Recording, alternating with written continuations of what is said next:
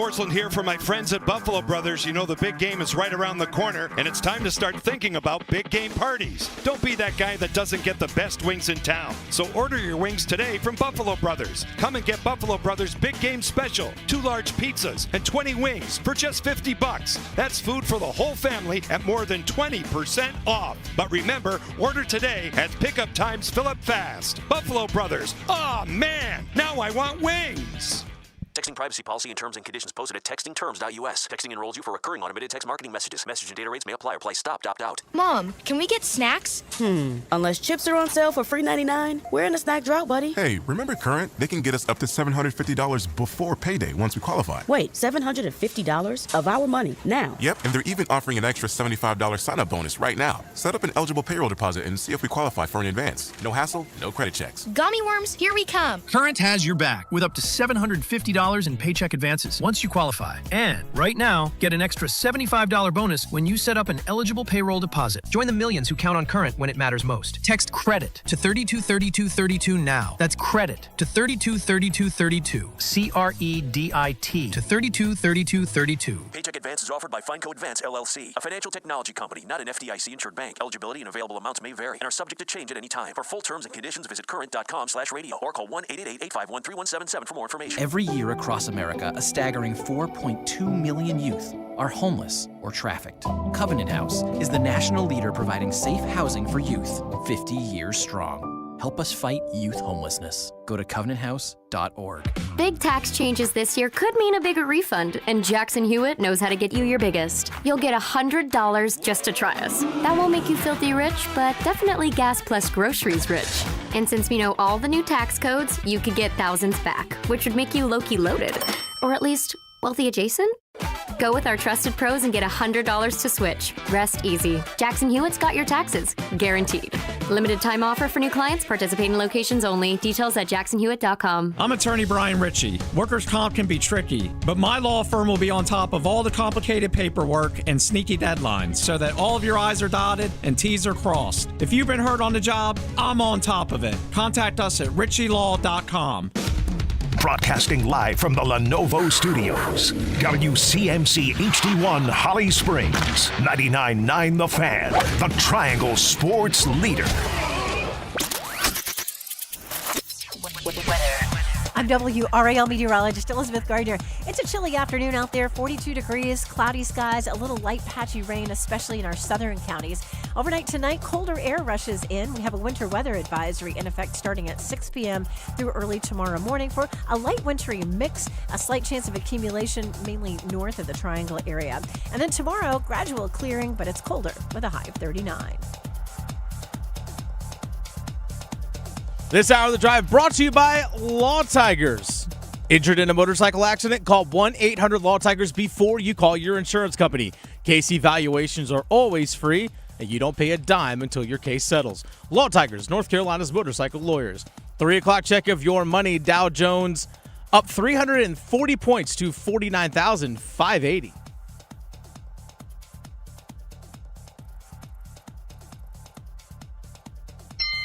Evans is open on the right. A ball fake and a drive.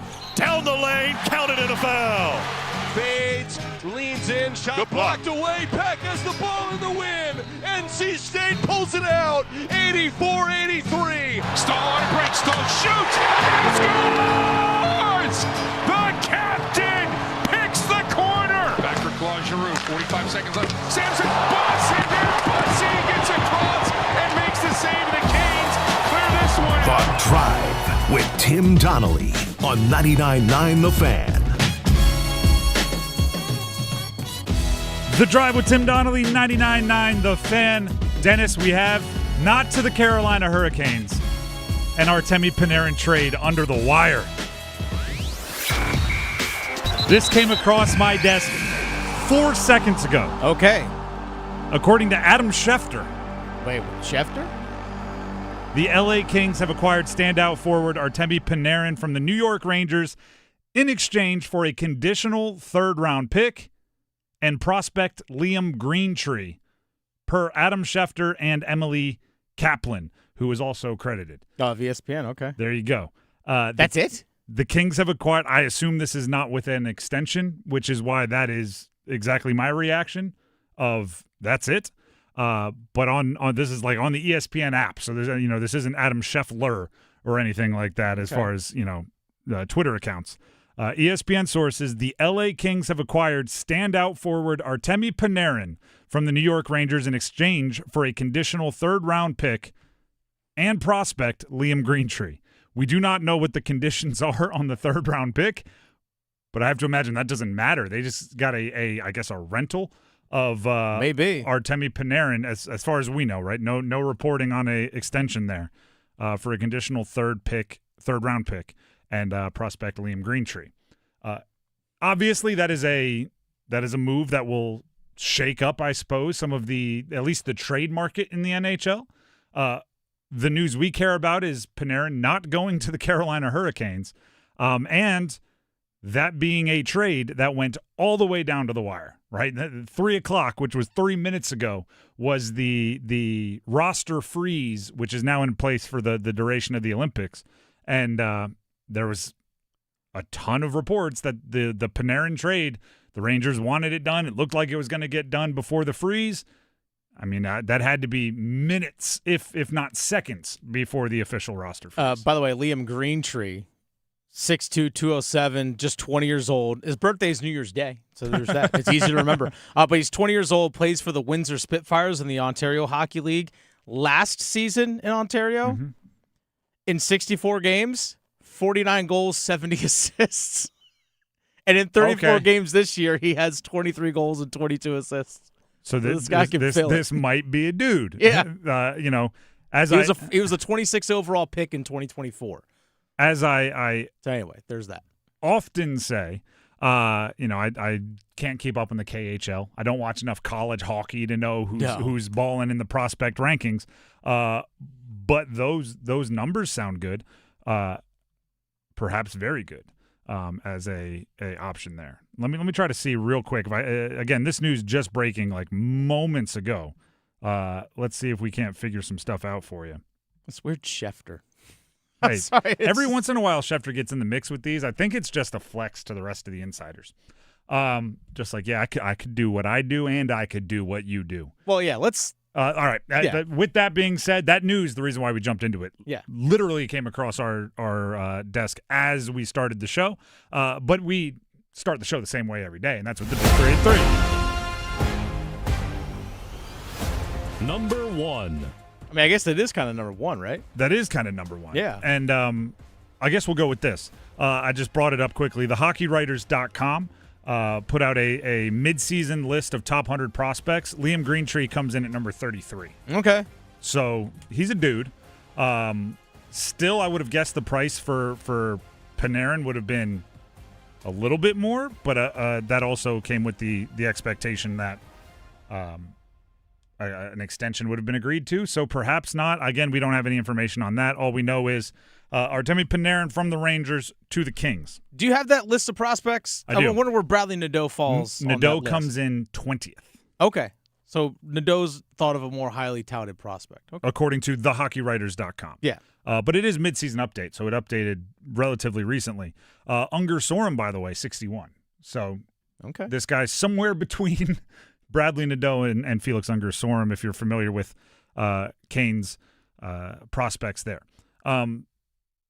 The Canes beat Ottawa last night 4-3, so we'll get to that later on. The news, or I guess anti-news, being the Canes did not make the splash before the Olympic freeze, which there was a good amount of rumblings that they wanted to. And give them credit. I say this all the time. It is really easy to catch trade fever. It is really easy to start talking to people about, program changing or at least season changing players that you think could put you over the top, and then to walk away and say, you know what, that price, a little too high, that ask, a little too much, this player, a little too risky, so we're going to bounce. And it appears as if, again, we could hear even later than this, hey, by the way, they filed this at the last second trade, but it appears as if the Canes had some discipline. And guess what, everybody? I as much as anybody, love the big swing trades. And I, as much as anybody, I think I would be a wildly aggressive GM if I were in that place, if I were in that position. So I hear you if you're a little unsatisfied or you're left feeling like you're holding an empty bag. Let's not forget that the Carolina Hurricanes right now are second in the Eastern Conference. They are in no absolute need to change their season. They can wait and make a trade after the Olympic break, and we'll talk more about that decision-making at 3:15. But Panarin not traded to the Hurricanes, the news of the last 10 minutes. Traded to the LA Kings instead. Which does make me ask this question, Dennis. Do you think the Canes beat him in overtime the other day, and now they're like, we got to go get a guy? Yep. It was like on Sunday, Aho scores in overtime, and they're like, you know what? I bet we would have won in regulation if we had a Panarin pulled the trigger on the trade. I'm only kidding, but kind of. All right, let's quickly get to the rest of the big 3 at 3. That was number 2. Number 1. This is number 2. NC State won last night. Men's basketball at SMU. They've now, I'd say, established themselves in the upper tier of the ACC. Yeah, 84-83. That was a tight one. It was wildly close. Probably too close for comfort. They were ahead by, 12 with 6 minutes left. Felt like they were in control. Shout out to Kadir Copeland. Copeland was jawing with the student section, playing a nearly flawless game, had 16 assists. 16. He's had 44 assists in his last 4 games. 0 turnovers. You know what? If it wasn't a close game, I'd be mad at Copeland. Right? Because in a close game that comes down to the wire, right? You win by 1. You needed a block from Trey Holloman at the end of the game to win the game. Like, in a close game, that's one thing. But to finish 3 points shy of a triple-double? Points is the easy one. You're getting 10 points. He had the rebounds and the assists. He did all the hard part. But obviously in a close game, you're not stat padding. It was another game where State shot exceptionally well. Right, another game where they're up well over 40% from 3 on super high volume, made 16 of them. Another game where Darian Williams scored over 20 points, which he's done in each of the last 3 now, 20 or more. Another game where Copeland ran the show, and they grabbed their contributions from everyone else when necessary, and they came away with a win on the road against I would say, upper middle class of the ACC team in SMU, and to me that means you're ready for this next stretch of schedule, which will decide, how much of a contender you are. Right, Quad 1 win. Quad 1, which you're now 3-5 in quad 1s, unless you went into the game 2-5, unless one of those jumped up or down a level. Can't jump up from quad 1, but you know what I mean. You get Virginia Tech, then you get a 4 out of 6 ranked. This is the rubber meeting the road. This is the rubber meeting the road. And you're ready. That game against SMU, I don't think you win if you're not mentally tough. You had to stay locked in all the way to the end. That's number 2. Let's get to number 3. Number 3. Duke beat Boston College last night. This is, ironically, because Duke and UNC play each other on Saturday, I kind of feel like this is a similar conversation to the one we had about UNC yesterday, where it's like, do you want to talk about the good or do you want to talk about the bad? The good, you held an ACC opponent to 49 points. And you weren't dragging it down like a pack line defense from Tony Bennett back in the day. Like, you were playing basketball and you held the team to 49 points. That's unbelievable defense, especially when you pair it with all the 50s and 56 and 58s you've given up to other teams in the ACC. The defense is operating like a well-oiled machine. If there's some bad, the offense, while scoring 67, sputtered. I guess it just didn't look in rhythm at times. They did not shoot the 3 well, again, which has become kind of a consistent inconsistency for them. They don't shoot it well enough, often enough. It looked labored, particularly in the second half, which, we talk about grinding. We talk about how physical they are. We talk about how powerful their post players are. And because of that, and I think logic would imply, this season they've had a lot of games where it maybe was underwhelming in the first half, then they hit the second half and it's go time, right? Like a brawler in a boxing match, they land body blows for the entirety of the first half. Then in the second half, they see the fruits of all that labor and they pounce. Second half was the one where it felt real arduous, right? That was the one where it felt very heavy. I don't anticipate them wearing those bright yellow Jason Tatum shoes again, basically is what I'm saying. And by the way, the whole team was wearing bright yellow Jason Tatum shoes. Shout out to Tatum, I believe, for sending his team his kicks, but I would guess they're going to be worn in, more of a lifestyle situation from this point forward because basketball players are a bit like baseball players when it comes to that. If you don't shoot well in some sneakers, those kicks aren't making it back in the rotation.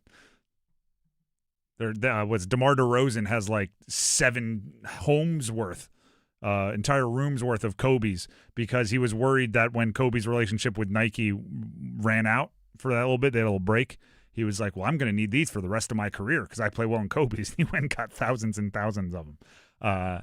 Then Kobe came back to Nike, and now he just has them. But my point is, I don't think it was Duke's best game. Their defense is good enough that even on their not best game, they win by darn near 20 because they hold the team to 49 points. And yes, we will look at what that means for the matchup against UNC later in the show. The Drive with Tim Donnelly, 99.9 The Fan. The note we have for the next segment on our show says, Canes, did they make a deal? I'll answer that before we go to break with no, they did not before the Olympic roster freeze. We'll get into why, or really why not, when we come back. Stick around. Low mortgage rates are back. Listen, Loan Pronto has fixed-rate mortgages with APRs as low as 4.89%, lowest in years. Hey, it's Dennis Cox. Smart homeowners are taking advantage of this while they can. If you got stuck in a 6% loan, you can lower your payment big time. Or you can keep your primary mortgage intact and get cash out of your equity with Loan Pronto's Rapid Equity Loan. One homeowner just got $250,000 out of their home. They paid off all their credit cards and some car loans and cut their monthly expense by $2,000. Call now and see what option works best for you. But don't miss the big rate drop of 2026. Ask about new home loans, VA loans, full cash out refis, or their famous Rapid Equity Loan. You can close in less than 2 weeks, and you may be able to skip your next 2 house payments altogether. Call 919-381-1760 or visit loanpronto.com for your free instant home appraisal with no hard credit pull. Call 919-381-1760 now, loanpronto.com. Equal housing lender, NMLS 166171, APR for well-qualified buyers. Visit NMLSconsumeraccess.org. Looking for the ultimate big game play? Come catch all the action at the Dugout Tavern and Grill in Apex. We've got a massive 16-foot surround sound video wall so you can watch every play and the famous ads in all their glory. During the big game, the Dugout is serving buy one, get one half off appetizers and $15 Sweetwater buckets all day. Come back Fat Tuesday to watch the big college rivalry basketball game with the Dugout and cheer on the athletes in Italy with $6 Peroni Euro Lager during the winter games. Catch all the games at the Dugout Tavern and Grill on Kelly Road in Apex. Jake from State Farm. I'm winning. I finally cleaned my house, so I'm breaking out my new tropical room spray. Keep winning and create an affordable price just for you by bundling your home and auto with the State Farm Personal Price Plan. It's like your own personal paradise. Ooh, hey, grab me a coconut water. Bundling, just another way to save with the Personal Price Plan.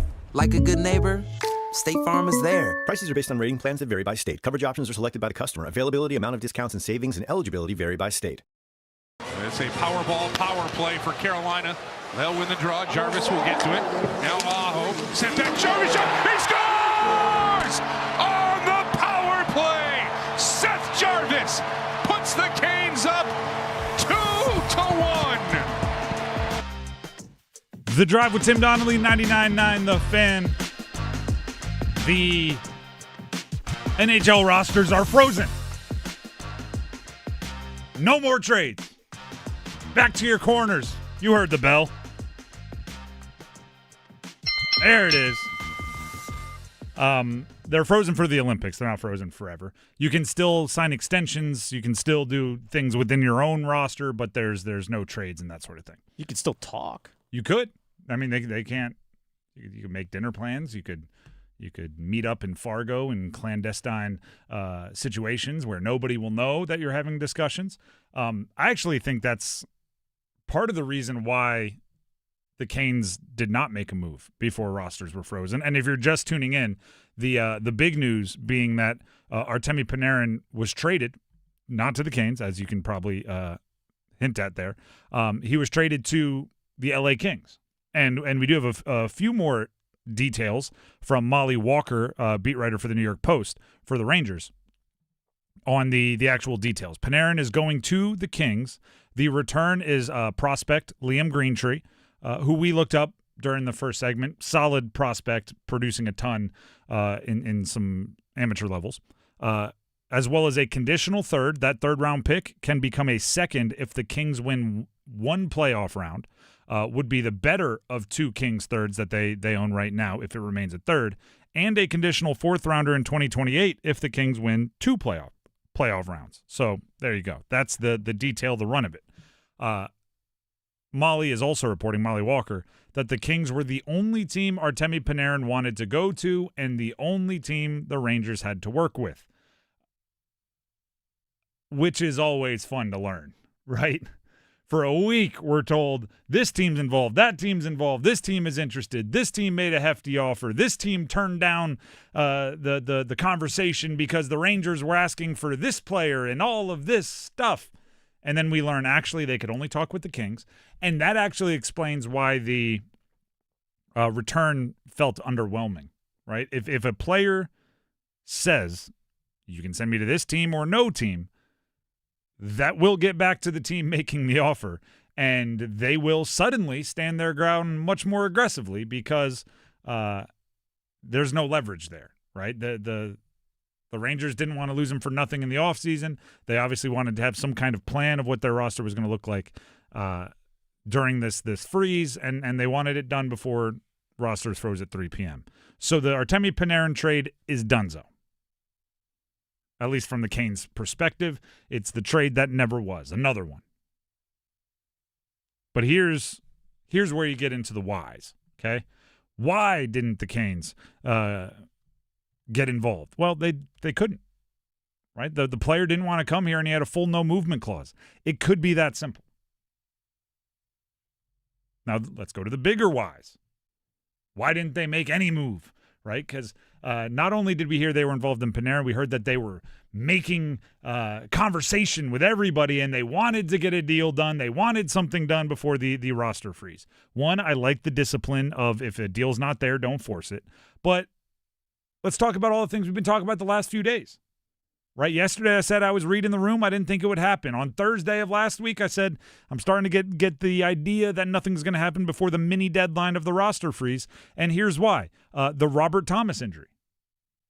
That's a mighty big domino to fall, and nobody is trading for him, when he's fresh under the knife, if he's having procedures done on his lower body. But also, you might just want to check around. And if that price is ridiculously high, as the reports are saying it is, you might just want to wait and see. And if you're waiting and seeing on that, you're not going to your B option, your C option, your D option. You're not going, well, okay, with him off the table, let's go pivot. You don't have to, because it's not an actual deadline. Also, and I was just talking with Adam Gold a little bit during our little Passover here in the studio. If you look at, I'm just going to throw some names out there, I'm not ranking or not saying these are the only or that they are interested at all. But if you're looking at somebody like Ryan O'Reilly with Nashville, if you're looking for somebody like Charlie Coyle with Columbus, if you're looking for a few of these guys as potential options, they're all kind of middle of the pack in their division. They're not out of it yet. They might just want to go, listen, it's a fair offer. I hear what you're saying. I like the conversation. We can keep going back and forth. I want 5 more games to see if my team is legit or not before I decide to sell. So let's wait. Let's put this on ice. Let's catch up a few times over the Olympic freeze. But I want to make sure I'm not throwing in my chips or throwing in the white towel too early on this season. So let's chill for a minute. I also think there's the safety of the Olympic injury risk. You don't want to trade for a guy and have him, if you're trading for like a true dude, right, probably playing in the Olympics, you don't want to trade for a guy and have him go on the IR before he ever plays for you. Yeah, that would suck. It would be awful. Yeah, trade for Vincent Trocheck. He gets injured in Italy, and he can't play for 3 months. Well, that was worthless. Yeah, exactly. And you're just giving stuff away. Now, obviously, the reverse is true as well, right? If you're, they might have been forcing it, but I don't see the Canes getting bullied. I think the Canes are they get to operate from a position of power because they have ammunition in trades, right? They have picks, they have prospects, they have depth, right? Organizational depth. So they're not going to get bullied by someone saying like, no, you have to do it now. You have to do it now, because they don't want to take the risk of their player playing in the Olympics when they could go, if your guy gets hurt, we'll trade for someone else. We have picks and prospects. Don't bully us. So I think a lot of it is just, one or two tweaks to the trade market, and suddenly it just makes a lot more sense to wait. Now, that's not to say that they weren't making calls all the way up till the deadline or the freeze line today. Because why not see, right? Why not see if someone else is panicking and going to give you a deal? But there's all the more reason to just be disciplined in a situation like this. All the more reason just to be self-control in a place like this. And I think also the league as well, just teams, we're waiting to see where's Panarin going? Mm-hmm. Like, if he's not going to come to us, now we know we can pivot where exactly or who we can go after. And who we see this, and it happens in the NBA a lot more. And there's actually some big trades in the NBA we'll get to later in the show.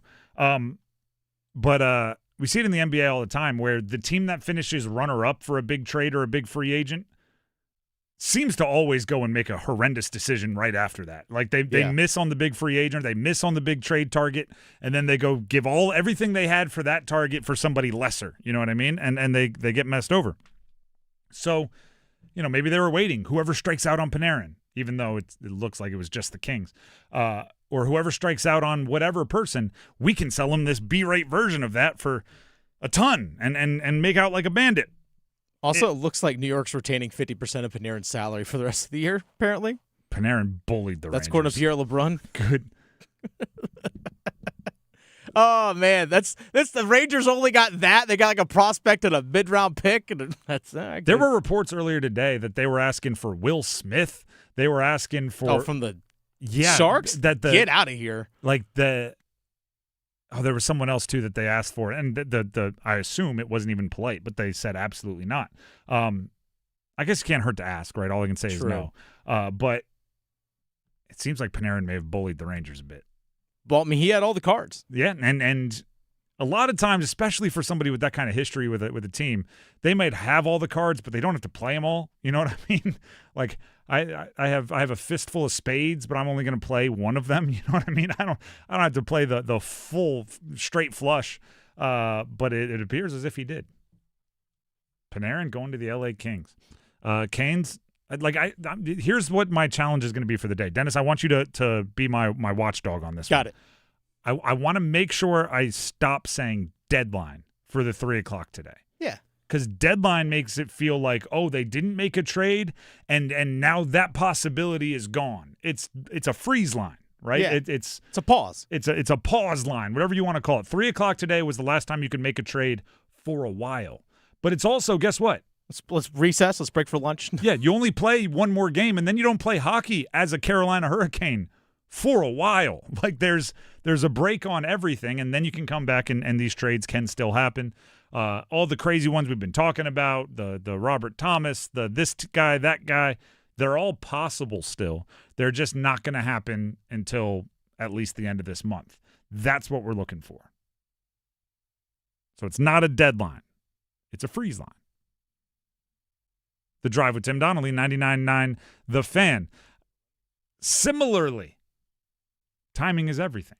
Right? Deadlines get deals done. That's what I always say. Tim Donnelly here for Miller Lending. And it would be beautiful. It would be awesome if you could get a mortgage with no deadline, right? You could just wait and wait and wait and be patient and patient and patient. But we do have kind of our own deadlines in life, right? Like, oh, my new job starts this day and I need a place to live. Oh, the new addition to our family, the due date is this day and we need a bigger house by then. Whatever it is. I need to be living within a certain radius of my family member who needs me close by for help by this date. And when you have those deadlines, Miller Lending is there to help out. Timing is everything, and you can't always control timing. So Miller Lending lets you be as flexible as possible to take advantage of whatever the market is doing or not have to be quite as dependent on timing.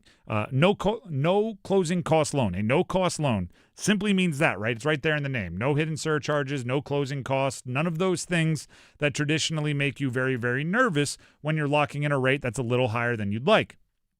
Why? Because if you're paying all those closing costs and fees, you don't want to refinance 2 months from now. You'd feel like you just threw all that away. You should have waited. Timing. But if it's no closing cost loan, yeah, let's refi in 2 months. Do it again. No closing costs, no fees. What about in 2 months after that? Yeah, do it again. When you can't control your timing, Miller Lending helps you adapt. The number to call, 919-447-3377. That's 919-447-3377. Or visit them online, millerlending.com. Once again, millerlending.com. Miller Lending is an equal housing lender, NMLS number 250-2146. We'll be back after this with 2 minutes of gold from last night's Canes win and some Dean's List entries. Stick around.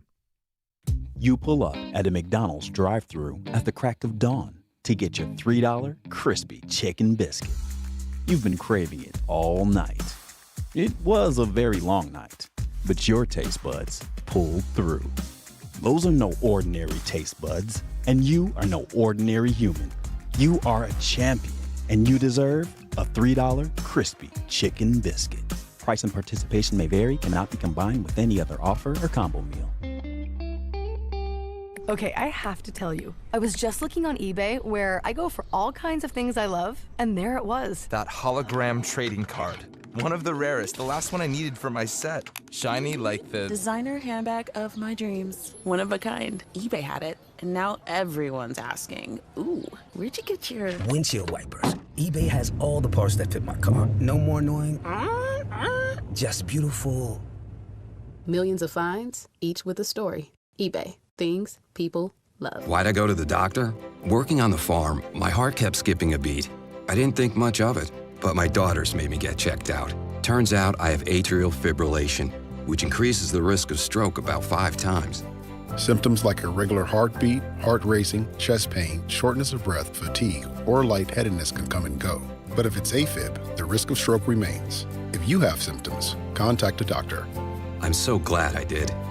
Visit notimetowait.com. Sponsored by Bristol-Myers Squibb and Pfizer. Organize easy. Organize tough. Customize your work truck or van with upfit solutions from Van Products. Steel and aluminum shelving, toolboxes, data files, cabinets, drawers, conduit carriers, ladder racks, everything safe and secure. Everything built as unbreakable as you by Adrian Steel. Backed by the best warranty in the business. 3 years, 36,000 miles. Everything custom installed by Van Products so you know it's done right. From a single work rig to a fleet. Choose custom installed upfit solutions from Van Products.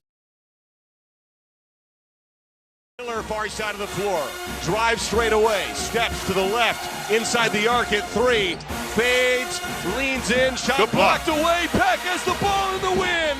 NC State pulls it out, 84-83. A block of Miller down low, and the Pack's undefeated on the road in ACC play. 84. The Drive with Tim Donnelly, 99.9 The Fan. I believe this will likely be the last. Let me correct that. It's just another update on the Artemi Panarin to the Kings trade. Pierre LeBrun saying there is no contract extension yet, but they are working on it. So it was not part of the original agreement, it wasn't a trade. That they had to get. That wasn't what was holding everything up, I guess might be the saying. Yeah, it's probably like in good faith. Like, hey, look, let's make this deal. Let's still talk about it. Exactly. He is going to the Kings, by the way, and it appears he bullied himself to the Kings with a no-movement clause that he used to the full leverage to get a steal for the Kings. Yeah, like literally a prospect, a good prospect, good prospect. Not a, goodness gracious prospect, but a good prospect. But a very good prospect. Yes. And a mid-round pick that, could become a second. If you're winning playoff series. That's it. Okay. It does, and Paul Ihander just stopped by and talked during the commercial break. It does open up kind of the what if. What if he just liked Carolina?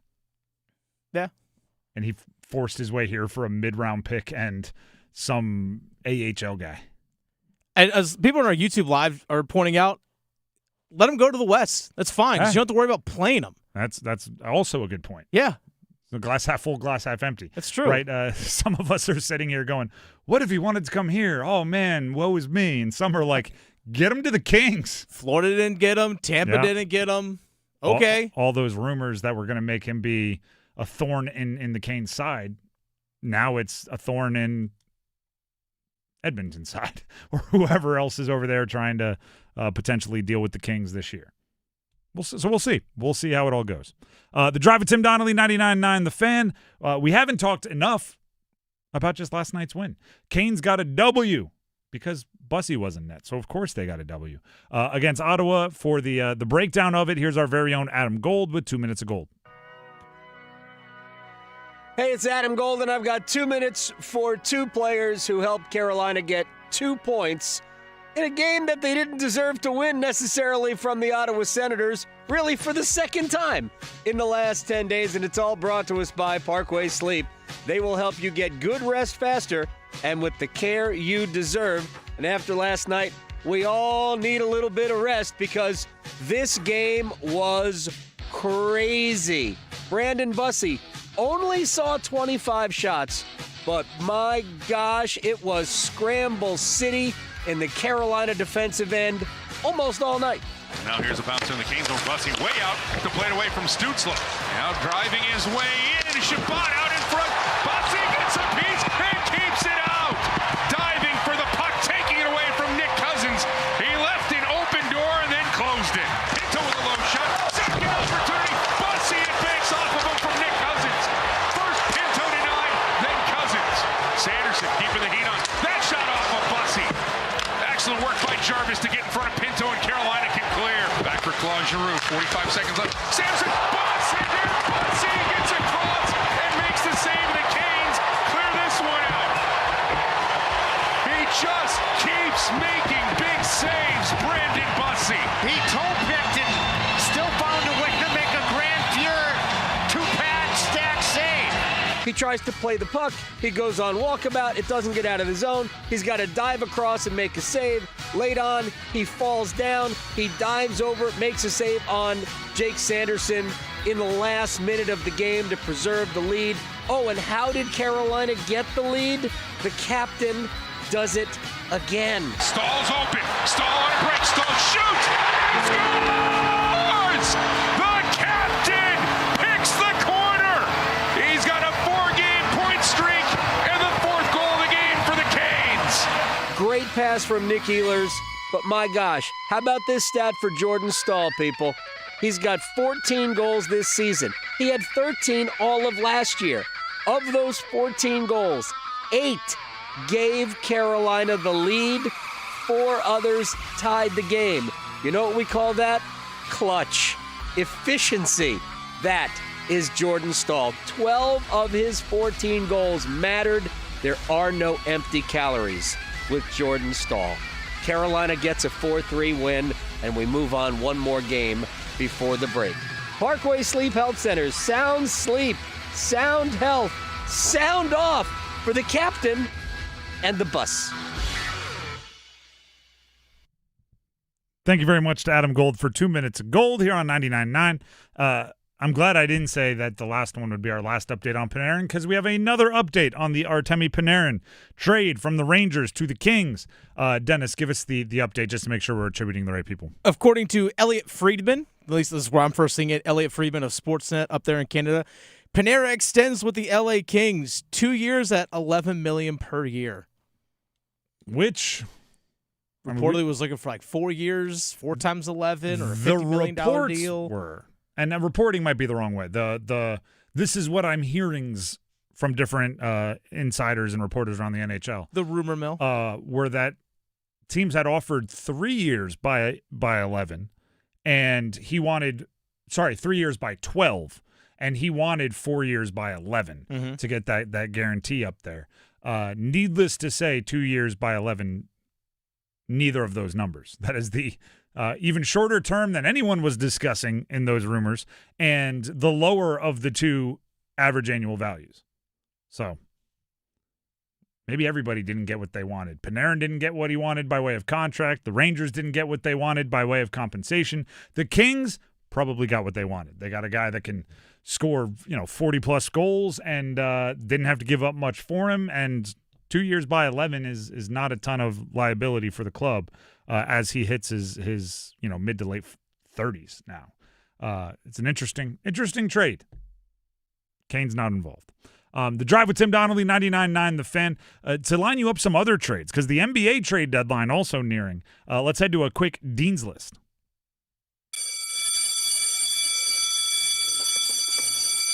We'll start with this before we get to the trades. I'll put Chaz Surratt on the Dean's List. Former UNC linebacker, guy from the state of North Carolina. Former UNC quarterback, right? Former UNC quarterback and then transitioned to linebacker. Great point. After being sidelined, he's a member of the Seattle Seahawks, obviously, in the Super Bowl. He's been out with an injury for 8 or 9 games. Taken off IR. He's been removed from injured reserve and added to the roster for the Super Bowl. He's been a special teams contributor, but I don't care if you play one play and it's field goal block. If you're playing a Super Bowl, that's gosh darn awesome. That's awesome. So shout out to Chaz. I can't imagine there's many Chazes that have played in the Super Bowl. It might be the first. More Dean's List. How about the Dallas Blue Devils, a.k.a. the Mavericks?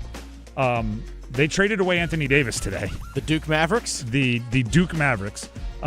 They traded away Anthony Davis. They traded away D'Angelo Russell. It's a big trade, and I'll give you all the details here in a second. Big trade that, by the way, makes the Luka trade look even worse because at least you knew you had a guy that could play like all NBA level in Anthony Davis when healthy. They traded that guy away. So they are trading, meaning the Mavericks are trading away NBA All-Star, 10-time NBA All-Star Anthony Davis, Jaden Hardy, D'Angelo Russell, and Dante Exum. He was a top 5 pick a couple years ago, 7 picks, something like that, to the Wizards. That's where they're all going. For Chris Middleton, A.J. Johnson, Malachi Branham, 2 first-round picks, 3 second-round picks, and former Duke Blue Devil Marvin Bagley III. Hey, look at that. The reason why I call them the Dallas Blue Devils is they now have Cooper Flagg, former Duke guy, Kyrie Irving, former Duke guy, Derek Lively, former Duke guy, and Marvin Bagley, former Duke guy. Which, you know what might be the most impressive part? I don't think any of those guys crossed paths at Duke at all. There might have been years between them all, which is kind of crazy, right? The one and done makes it possible to have people all in their NBA careers from the same school. Probably don't even know each other, but going to the Coach K camp every year. That's all. How about this one? Kobe White on the Dean's List. Okay, UNC. Returning home. The Charlotte Hornets. There you go. That trade involving not only Kobe White, but Mike Conley coming to the Charlotte Hornets. Mike Conley, been in the NBA forever. Ohio State guy back with the Greg Oden, high school teammates of Greg Oden, but then long time with the Grizzlies, and he's bounced around the NBA a little bit, Utah, Minnesota. That trade, let me bring up the details on that one. Mike Conley, Kobe White. All right, here we go. Got to make sure it all loads correctly. Coming to the Charlotte Hornets in exchange for Colin Sexton, Ousmane Dieng, and 3 second-round picks, according to sources which talked to ESPN. The reason why Kobe White was the one on the Dean's List is, A, he went to UNC, as you heard Dennis say, but also he is the state of North Carolina all-time leading high school scorer. The dude is a state of North Carolina and North Carolina Tar Heel legend. He scored 3,573 points over his 4-year career up there at Greenfield School in Wilson, North Carolina. He was the Gatorade North Carolina Player of the Year twice. He was the North Carolina Mr. Basketball his senior year. 2018 USA Today's North Carolina Player of the Year. He was truly a bananas high school talent, and then had a good career at UNC. Bounced around the NBA a little bit, but at times has been really good. And I think he's going to play a really fun role with the Hornets. That's a young team that can just use as many ball handlers and shooters and creators as possible to take advantage of all that talent. So He and Mike Conley coming to North Carolina. And then lastly. Okay, more. Jared McCain. That's right. Jared McCain, former Duke one and done, drafted by the Sixers, started gangbusters in his NBA career, shooting the lights out, got hurt. And by the time he came back, it just seems like the role wasn't there waiting for him. So he was traded to the Thunder for a first-round pick and a fistful of seconds, which the Thunder can do because they have 1 billion picks acquired over the last however many years. So they cashed in some of them to bring in a lights-out shooter who's still wildly young on a rookie contract. The reason why McCain gets to be on the Dean's list is if he plays out the rest of his rookie contract in OKC, he's winning a title. Like, I don't know if they'll win it every year, but they're winning one of them. They're just so loaded with young guys that are just getting better every year. And, SGA as an MVP helps. So, former Duke player going from the Sixers, as a Sixers fan, I get it, to the OKC Thunder. It's a good move. It's a good move. Anyone else you want to add to the Dean's list? One thing I'll throw in there real quick. It's today's National Girls and Women in Sports Day. Okay. So, Dean's list. There you go. You know what? It's cool. I'm going to go to Karen. Have you seen all the stuff with Mike Vrabel? No. Mike Vrabel, he's been doing this since Tennessee. Okay. He develops a relationship with a woman reporter who is a beat reporter there every day. Mm-hmm. And he walks up, and no matter who's there, they get the first question. And I think her name is Karen in New England. She's become like a bit of a celebrity where Mass Live, I believe, is her outlet. Shout out to Karen. He walks up, and she gets the first question every single time. And those that cover both Tennessee and New England know, right? Like, you don't even raise your hand until they get the first question. But when the Super Bowl comes around or when these bigger games come around,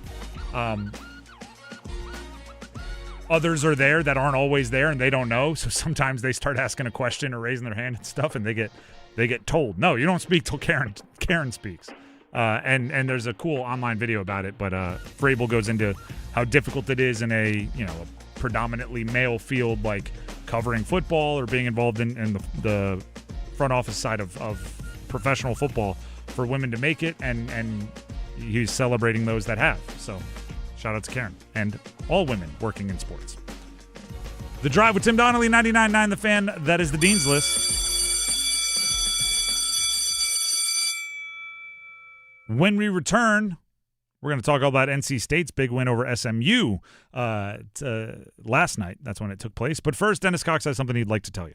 I do. Dennis Cox here real quick for my good friends over at Law Tigers. A lot of big moves, a lot of big things happening today in the sports world. But there's something that could potentially be big for you coming down the line. Because the Law Tigers are once again teaming up with your Carolina Hurricanes to give one lucky Caniac a custom Canes Ducati motorcycle, courtesy of Art Moto Garage and Shiny Side Paint. This is how you enter to win, folks. Real simple. Go to caniacsbike.com. Enter for your chance to win right there. caniacsbike.com. Bike will be given away live April 4th at the game, and it includes tickets in a catered suite. That's a pretty awesome win in and of itself. Talk about a sweetener with the deal. Imagine winning a custom Canes Ducati motorcycle and getting tickets in a catered suite to a game. Sounds pretty freaking awesome if you ask me. Go to caniacsbike.com. Enter for your chance to win. Do me a favor. Tell a friend. Let them know. You'll see pictures of the bike right there, caniacsbike.com. March 29th is the deadline to enter, but don't wait, folks.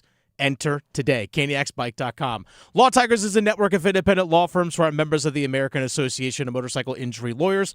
Law Tigers is not a law firm. The Drive with Tim Donnelly, 99.9 The Fan, will be back with NC State's big win over SMU coming up.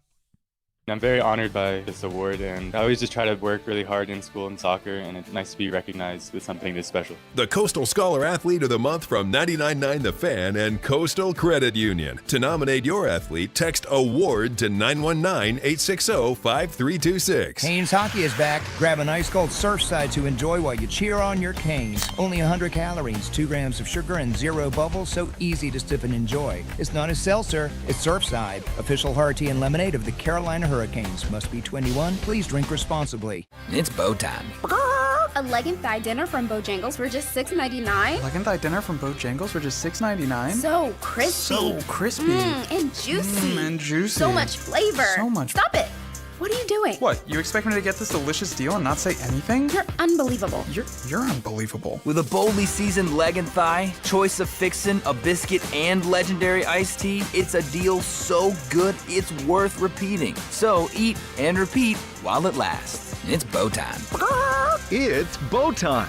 Dine in, drive through, or tap your favorite delivery app and have Bojangles come to you. Satisfy your craving for flavor right now with Bojangles 2-piece dinner. 2 pieces of Bojangles dark meat chicken, your choice of fixin', a biscuit, and iced tea for just $6.99. That's right, just $6.99 for limited time at participating Bojangles. What are you waiting for? When you're hungry, it's always bow time. Hey friends, Paul Ihander from 99.9 The Fan again for FanDuel. Last call for football, and all week long, FanDuel is giving you a daily profit boost every single day leading up to the big game.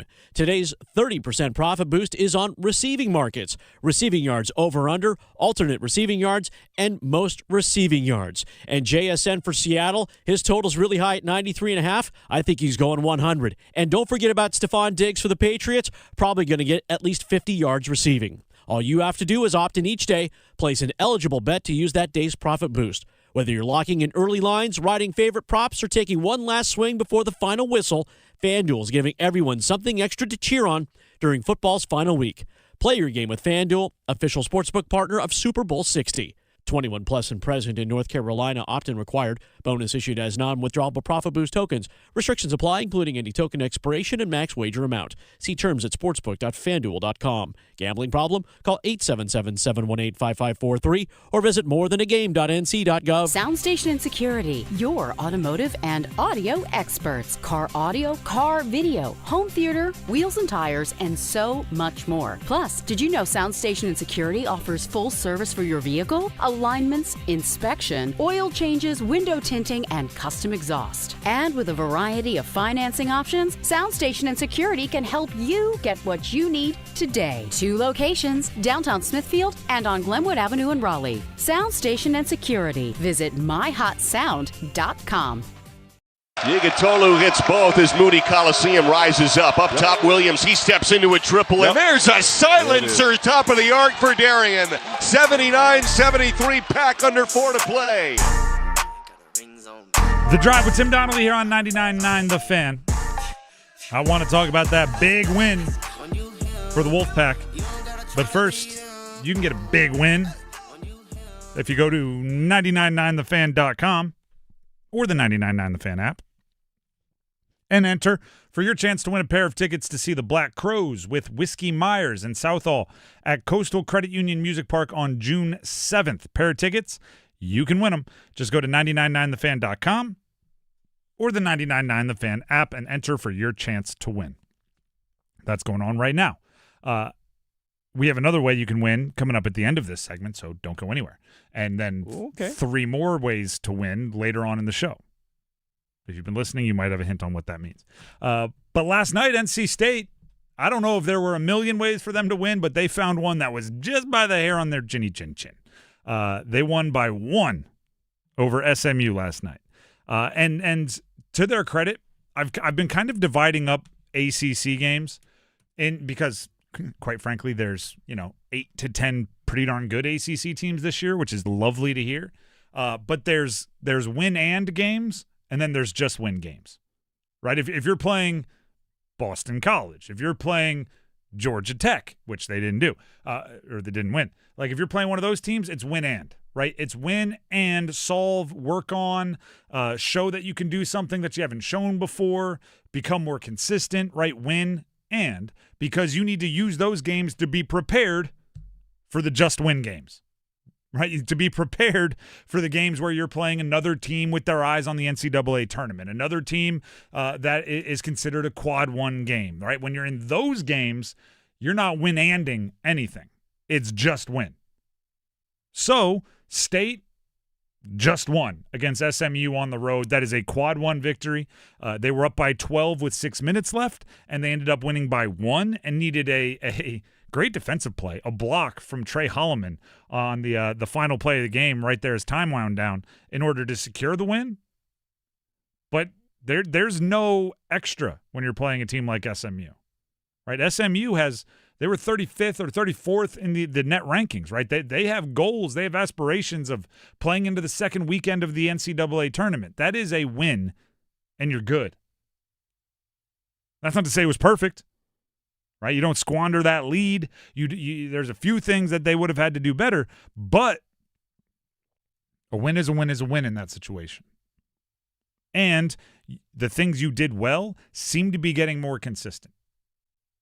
Right, there was a point, I don't know, 3-4 games ago, maybe 7 games ago, I don't remember exactly when I gave the most frustrating response to a good game from NC State.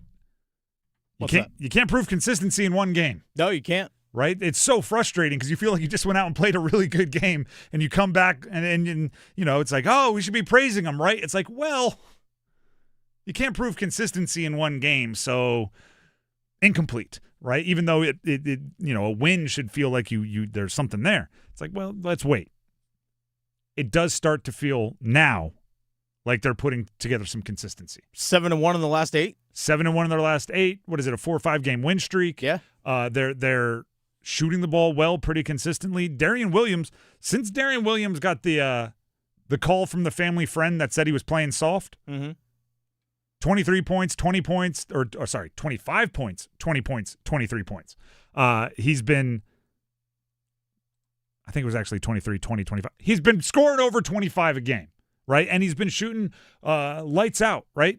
Well over 40%, over 50% from 3 in each of those 3 games. He's playing like the player that was promised as of late, and it's not just one game. It's not, he played well yesterday. It's, he's been playing well. And that's a huge difference for NC State. Going back to their non-conference schedule, we saw him play well.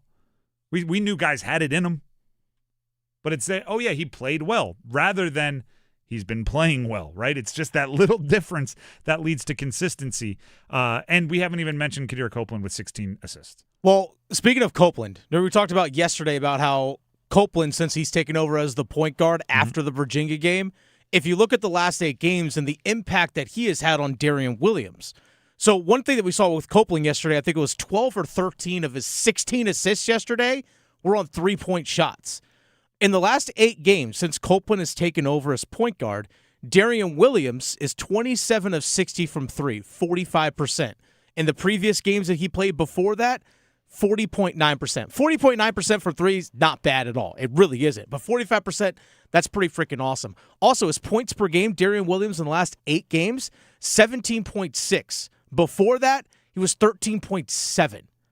So his points per game has gone up basically 4 points per game over the last 8 compared to the previous, I guess it was 16 that he had played or whatever it was, or 14 that he had played. So that's the difference so far, is this been Kadir Copeland as the point guard has unlocked the offense. And also in the last 8 games, Darian Williams has 5 20-point games, 20-plus points, 5. He only had 2 previous the entire season. He's been more aggressive. He's been shooting it more. He shot 12 threes yesterday. Made 6 of them, so keep shooting. But 12 is a lot. Copeland as a distributor, one of the things that I absolutely love, because it never crossed my mind when I was, if I play pickup, is the great point guards, when their career is over and they don't mind we're going to hear Chris Paul, by the way, traded to the Raptors. Yeah, it looks like it, yeah. Whenever he's done, he's going to go on a podcast and I'm going to be locked in. Because the great point guards, when their careers are over and they start giving up their tricks, hearing the ways that they set up shooters is like, I didn't know there was an art to that. You hear them talking about, I knew this shooter likes to pivot off his inside foot when he steps into a 3, so you got to kind of bring him around. This guy likes to jump into his jump stop 3s. This guy likes the laces this way. This guy likes the laces that way. This guy likes a bounce pass. This guy likes a little bit higher. They're trying to set up good shooters once they learn their idiosyncrasies in ways where it's like, oh goodness, that's awesome, right? Because all of us, when we play pickup, it's just Let me get it somewhere in the radius in which you can catch it, and then it's not my fault if it doesn't go well, right? As long as you can get a hand on it, did my job as a passer. It can be. Copeland is putting these guys in great situations. There were 19 assists for the Wolfpack last night. 16 of them were from Copeland. That is insane. Holloman's the only other person that had an assist. He had 3 of them. 19 total. He was setting everybody up, and they shot 44% from 3. That's good ball. Now, defensively, you'd like to be able to hold SMU to, a little bit less than 83. 83 is a bundle, but, they're on scholarship too. They're doing everything they can to get out there and make their case and win quads and defend home turf and all that sort of thing. The Drive with Tim Donnelly, 99.9 The Fan. As promised, I'm going to give you another way to win. Right now, call in 919-860-5326. Caller number 10 will be one of our contestants in Big Game Boxes with The Drive for the big game this weekend. You know all about the big game. You know all about boxes, right? Squares pool, whatever you call it, the grid. The person who is caller number 10 right now will be assigned 5 randomly assigned boxes on our Squares grid, which all the details will be determined Friday at 6. That's when the numbers will go on. Again, if you know it, you know it. If not, just know that it is a random way to assign. And then you watch the big game. The person with the box containing the correct pair of numbers corresponding to the final score of the big game will win a single prize of an autographed signed football by Derek Brown, stud defensive tackle, one of the best in the world, playing for Carolina. So go ahead and check it out. Derek Brown, signed football, going to the winner. The entire board will be posted Friday after the show. So if you are one of the contestants, you will know which numbers you're rooting for when you watch the game. There you go. So call in now, 919-860-5326. Caller number 10 gets their name on the grid 5 times. With that being said, we have football at 4 coming up next. Stick around.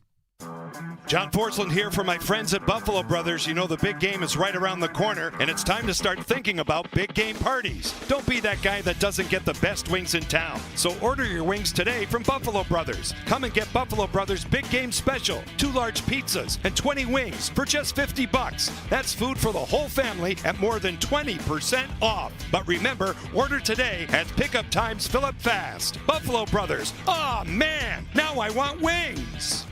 Experience the heat with a hot spring hot tub or Tilo sauna from Atlantic Spas and Billiards. Too much inventory means big savings and a big selection from the largest hot tub and sauna store in the Triangle. Our newly remodeled showroom at 8721 Glenwood Avenue celebrates our 39th year with indoor and outdoor saunas, hot tubs, and outdoor gaming. Our billiard side is stocked full of pool tables, foosball, darts, table tennis, and more.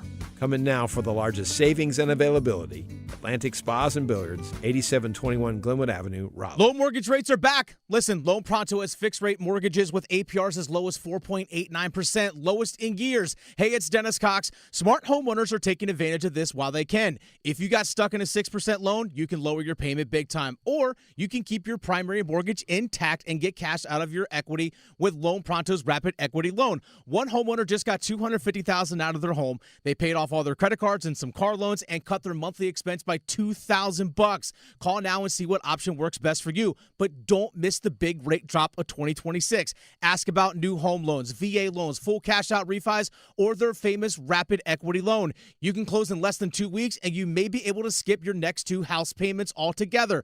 Call 919-381-1760 or visit loanpronto.com for your free instant home appraisal with no hard credit pull. Call 919-381-1760 now, loanpronto.com. Equal housing lender, NMLS 166171, APR for well-qualified buyers. Visit NMLSconsumeraccess.org. I'm attorney Brian Ritchie. Getting hurt in a car wreck comes with all kinds of stress and frustration. But when you call me, I'll be on top of all of it. So all you need to worry about is getting better. If you've been injured in a car wreck, I'm on top of it. Contact us at ritchielaw.com. Broadcasting live from the Lenovo Studios. WCMC HD1 Holly Springs. 99.9 The Fan. The Triangle Sports Leader. I'm WRAL meteorologist Elizabeth Gardner. I'm just 42 with cloudy skies, some scattered light rain, especially south and east of the Triangle. We have a winter weather advisory that goes into effect around sunset and continues tonight. From the Triangle area northward, we could see a little light wintry mix of sleet, snow, and rain. Just light accumulations. We do drop to 28 tonight, and then gradual clearing tomorrow and chilly with a high of 39. 4 o'clock check of your money. Dow Jones at the closing bell up 260 points to 49,500.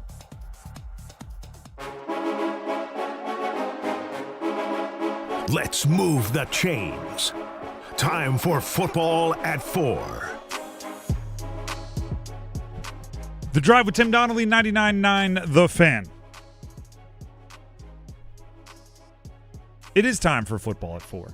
However, actually, no, this falls within football. We're going to talk about the Super Bowl and looking towards the Super Bowl this weekend and local ties and everything. But even more hyper-local. Local high school product and quarterback from NC State that entered the transfer portal, Lex Thomas. Yeah. Western Carolina got the commitment earlier today. Oh, cool. From Congrats Lex. to him. So he'll be continuing his football career there. Their quarterback from last year, Taron Dickens, who I believe is in the portal looking to leave, some of the craziest stats you've ever seen in your entire life. Mm-hmm. I believe he completed 43 consecutive passes. There's a game, something along those lines. Yeah, and which is, like, you may be like, 43. Like, that's not me saying he completed 1 billion passes. He completed, I think it was 43 consecutive passes, which in one game, which is insane. And he finished with 38 touchdowns and just 2 interceptions on the year. So that passing offense with the Catamounts, pretty high-powered, high-functioning offense that Thomas will be joining there. So he hit the portal, and he's, like I said, local high school product, and also spent some time with NC State. Not a lot of playing time, but that's what happens when, C.J. Bailey is there. The Drive with Tim Donnelly, 99.9 The Fan, now looking towards the Super Bowl this weekend. You know what I don't like about this Super Bowl? And it has nothing to do with what the players or the coaches or the teams have done. I don't like the way people are reacting to it. This is not just because they're two teams that didn't make the playoffs last year, or they're not the big brands with Patrick Mahomes and Matt Stafford. Like, just because these are not some little engine that could teams cruising into the postseason. Yeah, the Patriots drafted high last year. Guess what else they did? Completely turned everything around. The Patriots were the second highest scoring team this year. Seattle was third. Seattle was they allowed the fewest points per game in the NFL this year. The Patriots were, a disgustingly bad fourth. They were fourth fewest points. These are the two best teams if you look at the stats from the regular season. And that doesn't happen very often in the NFL, right? It's a single elimination tournament. It's kind of rare you get the two most deserving or two better teams in the Super Bowl. And by the way, this is just a great stat. Seattle has the best defense, right? They allow the fewest points per game in the NFL. At least they did during the regular season. And by the way, that's how I judge offense and defense points, the whole thing that matters. I don't care about your DVOAs or whatever. Did you stop them from getting into the end zone? Did you stop them from scoring points? The Patriots were fourth. Seattle was first. Fewest points allowed. The Patriots already beat number 2 and number 3. Seattle's number 1. The Patriots beat Houston and Denver, which were the 2 and 3 between them. So these are wildly deserving teams, like unbelievably deserving teams. And I like the idea that on any given year, you're not going to be able to predict who's in the Super Bowl at the beginning of the season. I like when I predict things correctly. I don't like when everyone predicts things correctly. Do you know what this Super Bowl does? And this is I think one of the secret sauces of the NFL. This Super Bowl gives every fan base hope. In years past, it did feel like, well, you got to go to your conference championship a couple times and lose. You got to have an MVP. You got to have somebody that can outduel a Mahomes or a Brady or a Rodgers, right? You got to have this super duper everything put together team to have a chance. Well, guess what? The Patriots drafted 4th last year. They got a new coach. I wouldn't even say that their 4th overall pick, Campbell the tackle, has been like gangbusters. He's had a really up and down year as far as protecting Drake May, yet they've made it. They were significantly worse off than the Panthers were this year. The Patriots of last year were significantly worse off than the Panthers were this year. Panthers made the playoffs. So, of course, if the Patriots did it, the Panthers could. Patriots were significantly worse off than Tampa, significantly worse off than Atlanta, significantly worse off than the Saints. Everybody in the NFC South should feel like they could make it to the Super Bowl next year because the Patriots made it this year. And people are looking around going, well, it's as if it's the NCAA men's basketball tournament and the championship is going to be St. Peter's against Loyola Chicago. It's like, no, this is not that. Unless St. Peter's and Loyola Chicago ran through the regular season and had a bunch of gigantic wins and won 30 games that year. Then, yeah, maybe. And they beat some powerhouses. And miss me with the strength of schedule argument for the Patriots. They won so many games. I don't care if you're playing the worst schedule in the history of the NFL. If you win 13, 14 games, 15, 16 when you include the postseason, you're a great team. If you beat the number 2 and number 3 defenses in back-to-back weeks in the playoffs, I don't care who's playing quarterback. That's good enough. And one in a snowstorm, I don't care. You're a good team. You win games. Yeah, the 3 defenses they played, Chargers, pretty good defense. Yep. Texans, elite defense. Yep. Denver, pretty darn good defense. It's the Patriots' defense has played lights out this postseason. Lights out. And both Denver and Houston were better on defense in the regular season than New England. Now, with all that being said, my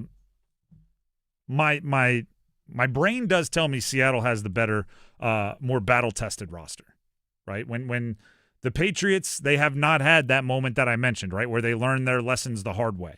They have not had that moment where, I'm thinking like McVay and Jared Goff and Aaron Donald and those guys going to the Super Bowl and just getting manhandled by Bill Belichick's defense.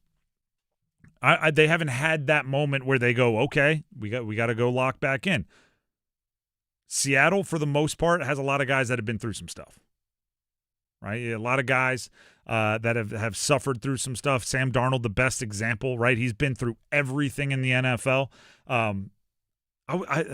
I think it's the algorithms, and some of it is from Carolina. Don't get me wrong. When he was on the Panthers, Sam Darnold has such a good outlook on football right now. He is one of the definitions of one of my favorite things that a quarterback can possibly have: a healthy amount of bleep it. He's like, what are you going to do to me? Right? And hearing him talk about everything he's gone through in his career, not even just, he had to play behind a bad offensive line with the Jets, or, he was in a dysfunctional era of the Panthers, or not that. Do you remember when they put up the graphic, I think it was like Monday Night Football, that said, out mono on the screen? He was out when he was a Jet, missed games with that's mononucleosis. Right. That's right. And they put up the most ridiculous graphic that said, unavailable, doubtful, whatever, out for the game, mono. And it's just a picture of him there with his uniform on. And it's going, that just opened him up to so much ridicule, right? So what are you going to do, right? Remember last year? He was an MVP candidate through week 15. He had a bad game in the final week of the year, a bad game in the postseason, and his own team moved on from him. His own team said, yeah, you know what? I know we won whatever it was, 13, 14 games. You were an MVP candidate. You drove the bus for us, but no, you're gone. We got a rookie that averaged 198 passing yards per game in college. We're going to roll with him instead, J.J. McCarthy. See ya. So he's rolling into the Super Bowl with I can't be embarrassed more than I've been embarrassed. I can't be made fun of more than I've been made fun of. Why did I not remember I was mic'd up when I told everybody I was seeing ghosts on the sideline? That's what the Seattle Seahawks are to me. And do you know what's the real kicker here? After saying everything that I like about Sam Darnold, everything I like about the Seahawks, If there's one thing the New England Patriots have proven to me in my lifetime, it's that sports aren't fair. And the person that deserves it doesn't always win. And sometimes the evil empire gets lucky, right? Bill Belichick can be gruff and tumble and the tuck rule will go in his favor. When your quarterback gets suspended for Deflategate and destroying cell phones or whatever the allegations were, it turns out that the next year that 4-game suspension could just keep your veteran quarterback fresher later into the season, and it works in your favor. I think the Patriots have whatever the it factor is that you need again. I think they stumbled into it. They fired Bill Belichick, made an awful hire to be the next head coach, stumbled into the next guy who was waiting his turn, and Vrabel has it. They went through the Bailey Zappi, Mac Jones, whatever that group was, to Cam Newton, and they stumbled into Drake May, who, by the way, was the third quarterback drafted. Go look at the hit rate for quarterbacks drafted third. It's not awesome over the last 10 years. Sometimes the big bad evil empire gets lucky, and it feels destined. And I'm getting vibes from the Patriots. But whoever wins, they'll be deserving. I'm not looking at the fluke stuff. By the way, we should probably talk about this tomorrow. It's kind of hard to hate this group of Patriots. I've said this. Yeah. Kind of hard to hate them. I covered a different ACC team when Zion and those guys were playing for Duke. Mm-hmm. And I will say other ACC fan bases were very much frustrated by Zion and RJ Barrett and Cam Reddish because they're going like, I have to hate the jersey, but they're so darn cool. Like, yeah, that's very true. It was very true. I'm getting similar vibes from the Patriots where it's like, I know I everything about the Patriots I hate, but Drake May's wife makes him cookies. Like it's Bakemas. He's making snickerdoodles and bringing them into his offensive line. How do you hate that? Like it's a likable group. I'll take some. Yeah. Apparently there's like Cinnabon icing on there. They go on homemade. She literally did Bakemas, and Michael May they called it Bakemas. The weeks leading up to Christmas, he was bringing in a different baked good that his wife had made for the team every day. That's awesome. How do you dislike that? Like it's just for real. It's the Patriots. I want to, but then you taste like a lemon tart, and you're like, you know what? You're okay in my book. I'm very easily swayed. The Drive with Tim Donnelly, 99.9 The Fan. Before we move on, Tim Donnelly here for Maynard Service Company, heating, cooling, plumbing, electric. If you look around, you know what's and we've talked about this. Some people love sports outside, all the elements. Right? You need to have the snow, the sleet. You need to have the wind, the rain. You need to have the heat. I agree. But you know what? Sometimes I like watching all that from the comfort of my own home. I'll have the heater on while you have to play in the cold. And Maynard Service Company wants to make sure I always have that luxury. So I'm never sitting there going, look at these guys. They have to play in the cold. And then my heat goes out. Darn it, that's a little bit of karma. No, Maynard Service Company fights back against that karma. Heating systems, cooling systems, plumbing, electrical, whatever is on the fritz for you, call Maynard Service Company. If you want to keep it away from being on the fritz, call Maynard Service Company for a maintenance schedule, the service schedule. Basically, call Maynard Service Company. Here's the phone number, 919-361-0993, 919-361-0993, or visit them online, maynardservices.com, MAYNOR services.com. We have a blind ranking, we have Hurricanes and Cons, and we have our next entry into big game boxes. And as I was just informed, we should do that right now. Yeah, let's go and do that right now. Caller number 10 right now, 919-860-5326. That's 919-860-5326. Caller number 10 will receive 5 randomly assigned boxes on our grid. The Squares pool, big game boxes with the drive that we are running for the big game this weekend, I should say. The person with the box containing the correct pair of numbers at the end of the big game, corresponding to the final score, will win a signed football signed by defensive tackle Derek Brown. That is an awesome prize. And you can win if you call in now. 919-860-5326. Blind ranking, Hurricanes and Cons next. Adam. I'm Adam Gold, and I'm there. Tim. I'm Tim Donnelly, and I'm there. Dennis. I'm Dennis Cox, and I'm there. Victoria. I'm Victoria Bodenecker, and I'm there. Paul. I'm Paul Eihander, and I'm there too. You'll find them all here on the brand new 99.9 The Fan app. To work, to school, the beach, the mountains, the arena, take The Fan with you wherever you go. Available for Apple iPhone and Android phones. Download the 99.9 The Fan app today. Powered by Aspire Money Management. To 15-year-old Harper, buying an $80 vintage rock t-shirt is a great investment. To Harper's mom, this logic has a few holes in it. So she helped Harper open a Wells Fargo Clear Access banking account. With no overdraft fees and tools to track spending, Harper's learning, one heavy metal tee at a time. However you make money work, Wells Fargo can work with that. Terms apply. Visit wellsfargo.com/deposit disclosures for fees and details. If you're watching football this weekend, you know how it goes. Somebody's always hungry by the first quarter. So call Pizza Hut and get the Big New Yorker for just $10. Our biggest pizza for the biggest games. These slices are huge, like use two hands and fold it huge. Feed your crew and order ahead at pizzahut.com or in the app. Pizza Hut! Ask for limited time offer. Prices, participation, and availability may vary. Additional charge for extra toppings, max 3 and extra cheese. Taxes, tip, and delivery fee not included.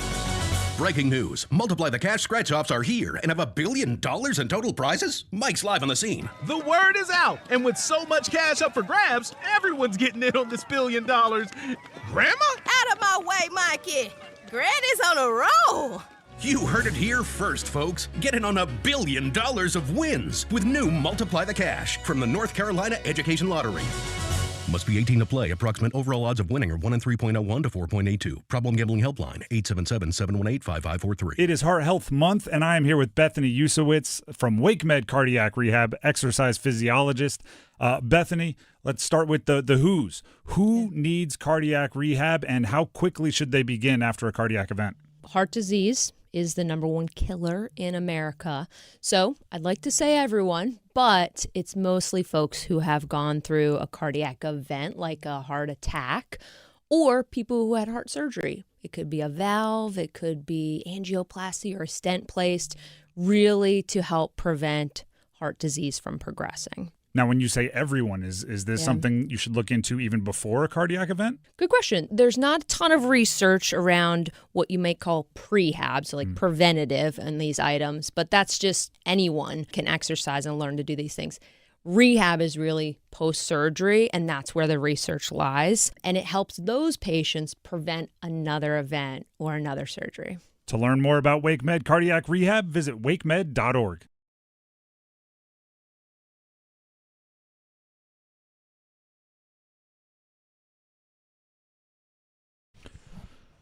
The Drive with Tim Donnelly, 99.9 The Fan.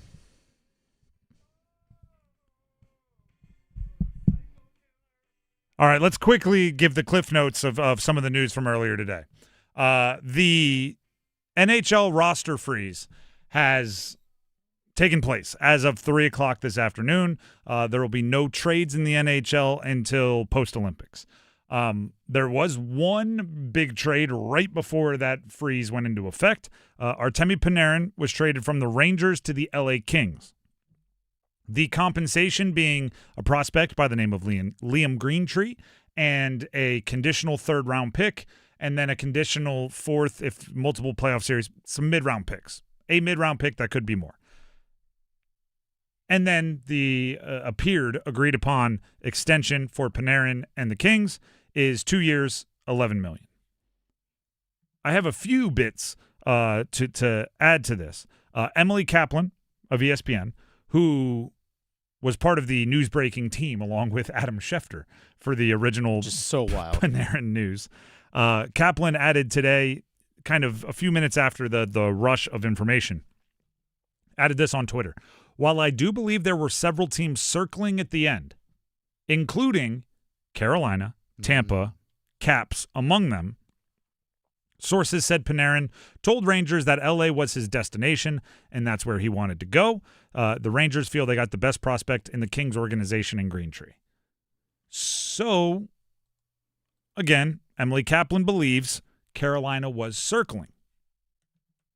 There was also a report, and I need to make sure that I attribute this appropriately, that there were teams out there that were offering 3 years, $11.75 million, or were willing to agree to that for Panarin, and that just goes to show how much he wanted to go to the Kings, right? Because if he's taking less term and less per, that is a big decision by him to, choose location over maxing out his cash. And there's no reports that the Canes were one of those teams that agreed to the higher average annual value over more years. But, more outlandish things have happened than have, if you know a team was circling and certain teams had agreed to money, if those Venn diagrams overlapped, I wouldn't be shocked. But now we're doing a little bit of inferring there. I want to be clear, that's not reporting being done. That's just connecting of tea leaves.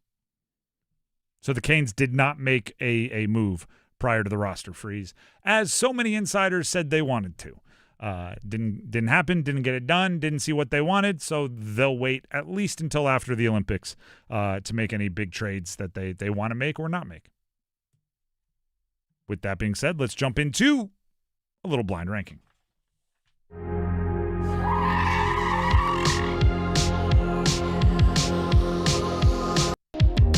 All right, Tim, for today's blind ranking, in honor of trade deadline in the NBA today, in honor of the freeze, pause, NHL trade thing. It's not a deadline, but it's whatever it is. It's a sporting event, but it's not an actual sporting event, right? So today we're blind ranking non-sporting event sports events. So like trade deadlines, things along those lines. Okay? On the field of competition sporting events. Yes. So things related to sports that aren't actual games themselves. Okay? Yep. This is I have a feeling I'm going to be doing some real self-discovery, introspective thinking after this, when you realize I love these events so much, and you have to recognize that it's not actually the sport. It's more like the reality television of it all. Yeah. We'll see where this goes. I like it. All right. So the first one is NCAA Tournament Selection Sunday, when the brackets get announced. Okay. I have to admit, I love almost everything about March Madness. Mm-hmm. I think the bracket is perfect. Filling out the bracket is awesome. The actual revealing of the bracket doesn't really do it for me. Okay. I watch, don't get me wrong, but I always think it's kind of awkward where they showed they show Ryder, their team sitting in a room somewhere, and their name pops up. Yay! They were you're a conference champion. You knew you were in. They're playing Arizona. Yay! You're not happy. You're not happy about that. We're going to Dayton. Woo! Yeah, exactly. I'm put at 4. Selection Sunday 4. Okay, so Selection Sunday's 4. Again, we're ranking non-sporting sporting events or non-game sporting events in the world of sports. Okay, so NCAA Selection Show, you put that for March Madness, you put that at number 4. So you have 1, 2, 3, and 5 available. The next one on this list is the NFL Draft. I am a diehard NFL Draft nerd. I know. The issue is I don't think they run the actual NFL draft as well as they could. I love the lead up to the draft, and I love analyzing it the next day. I don't particularly love the 19 hours it takes to have. I don't know why they have to have the green room 7 miles away from the stage, and they're like, yay, you hug your agent, and then you're like, do I have my canteen? I have to go for this giant walk to the stage. And in every town, it's the same thing. The actual draft, I think, is a lot of hurrying up to wait. But I do love the evaluations, and I do love if I'm higher on a player than all the other analysts, and then he gets drafted early, I get a embarrassing dopamine hit from that. Yeah. So I'll go 2 for NFL draft. Okay. I think people that know me are probably surprised by that, but yeah, I'm actually quite surprised. It's The draft, if I don't know, we need someone like super entertaining. If like Lorne Michaels, who runs Saturday Night Live, ran the draft, it would be number 1, but I just think it drags on too much. Okay, so you have number 2, you have the NFL draft. Number 4, you have NCAA selection shows. So again, these are sporting events that aren't actual sporting events, blind ranking. So the next one is the ESPYs, the award show. Do you know what's a bummer? What's that? I don't know if it's like, people say, pop music's getting worse, or kids' movies are getting worse, and you realize, like, oh no, it's just they're not made for me anymore. Mm-hmm. I used to love the ESPYs. I would clear the schedule for the ESPYs. It's kind of gone the way of the Pro Bowl for me. Something that used to mean so much, I don't even know like when it's happening or what's going on. Like, I'll catch the clips if someone else tells me they're funny. I think I'm gonna go 5. That's fair. It would have been 5 on my list too. I love the idea of the ESPYs. Get all the people in the same room and honor them, and you get some hopefully funny person to, like, the Norm Macdonald monologue for the ESPYs. Unbelievable. I don't know if there's been a moment like that in a long time. Okay, so the first one I gave you was NCAA selection show for March Madness. You put that at number 4. The NFL draft, you put it at number 2. The ESPYs, you put it at number 5. Blind ranking, you have number 1 and number 3 available for this next one. And it is the NHL trade deadline. NHL trade deadline's pretty electric. It's pretty good. The only you know what? I'm going. This could be biased because the last 2. Now, hold on. Rewind. Is it all of the trades in the first couple, like a week or 2, 3 weeks leading into the trade deadline? Yeah. Okay, so like a week or so leading into the trade deadline, but like the anticipation and build around the actual trade deadline itself. I'll go 1. You're going to go 1? I really appreciate trade deadlines, and I appreciate the NHL. Like they go for it, right? The NFL trade deadline is usually pretty boring. NBA trade deadline feels like a lot of, like, for whatever reason they're so wanton with picks. It's like this player for 75 picks, this player for 9 second rounders and a conditional first. Like the NHL swapping drafts. Yeah, the pick swaps. Like it's 7 pick swaps. It's this player's rights. The NHL, they'll move dudes. Like they'll move first round picks for dudes and dudes like studs.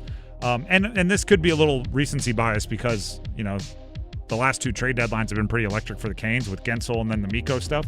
So yeah, there's an anticipation element there.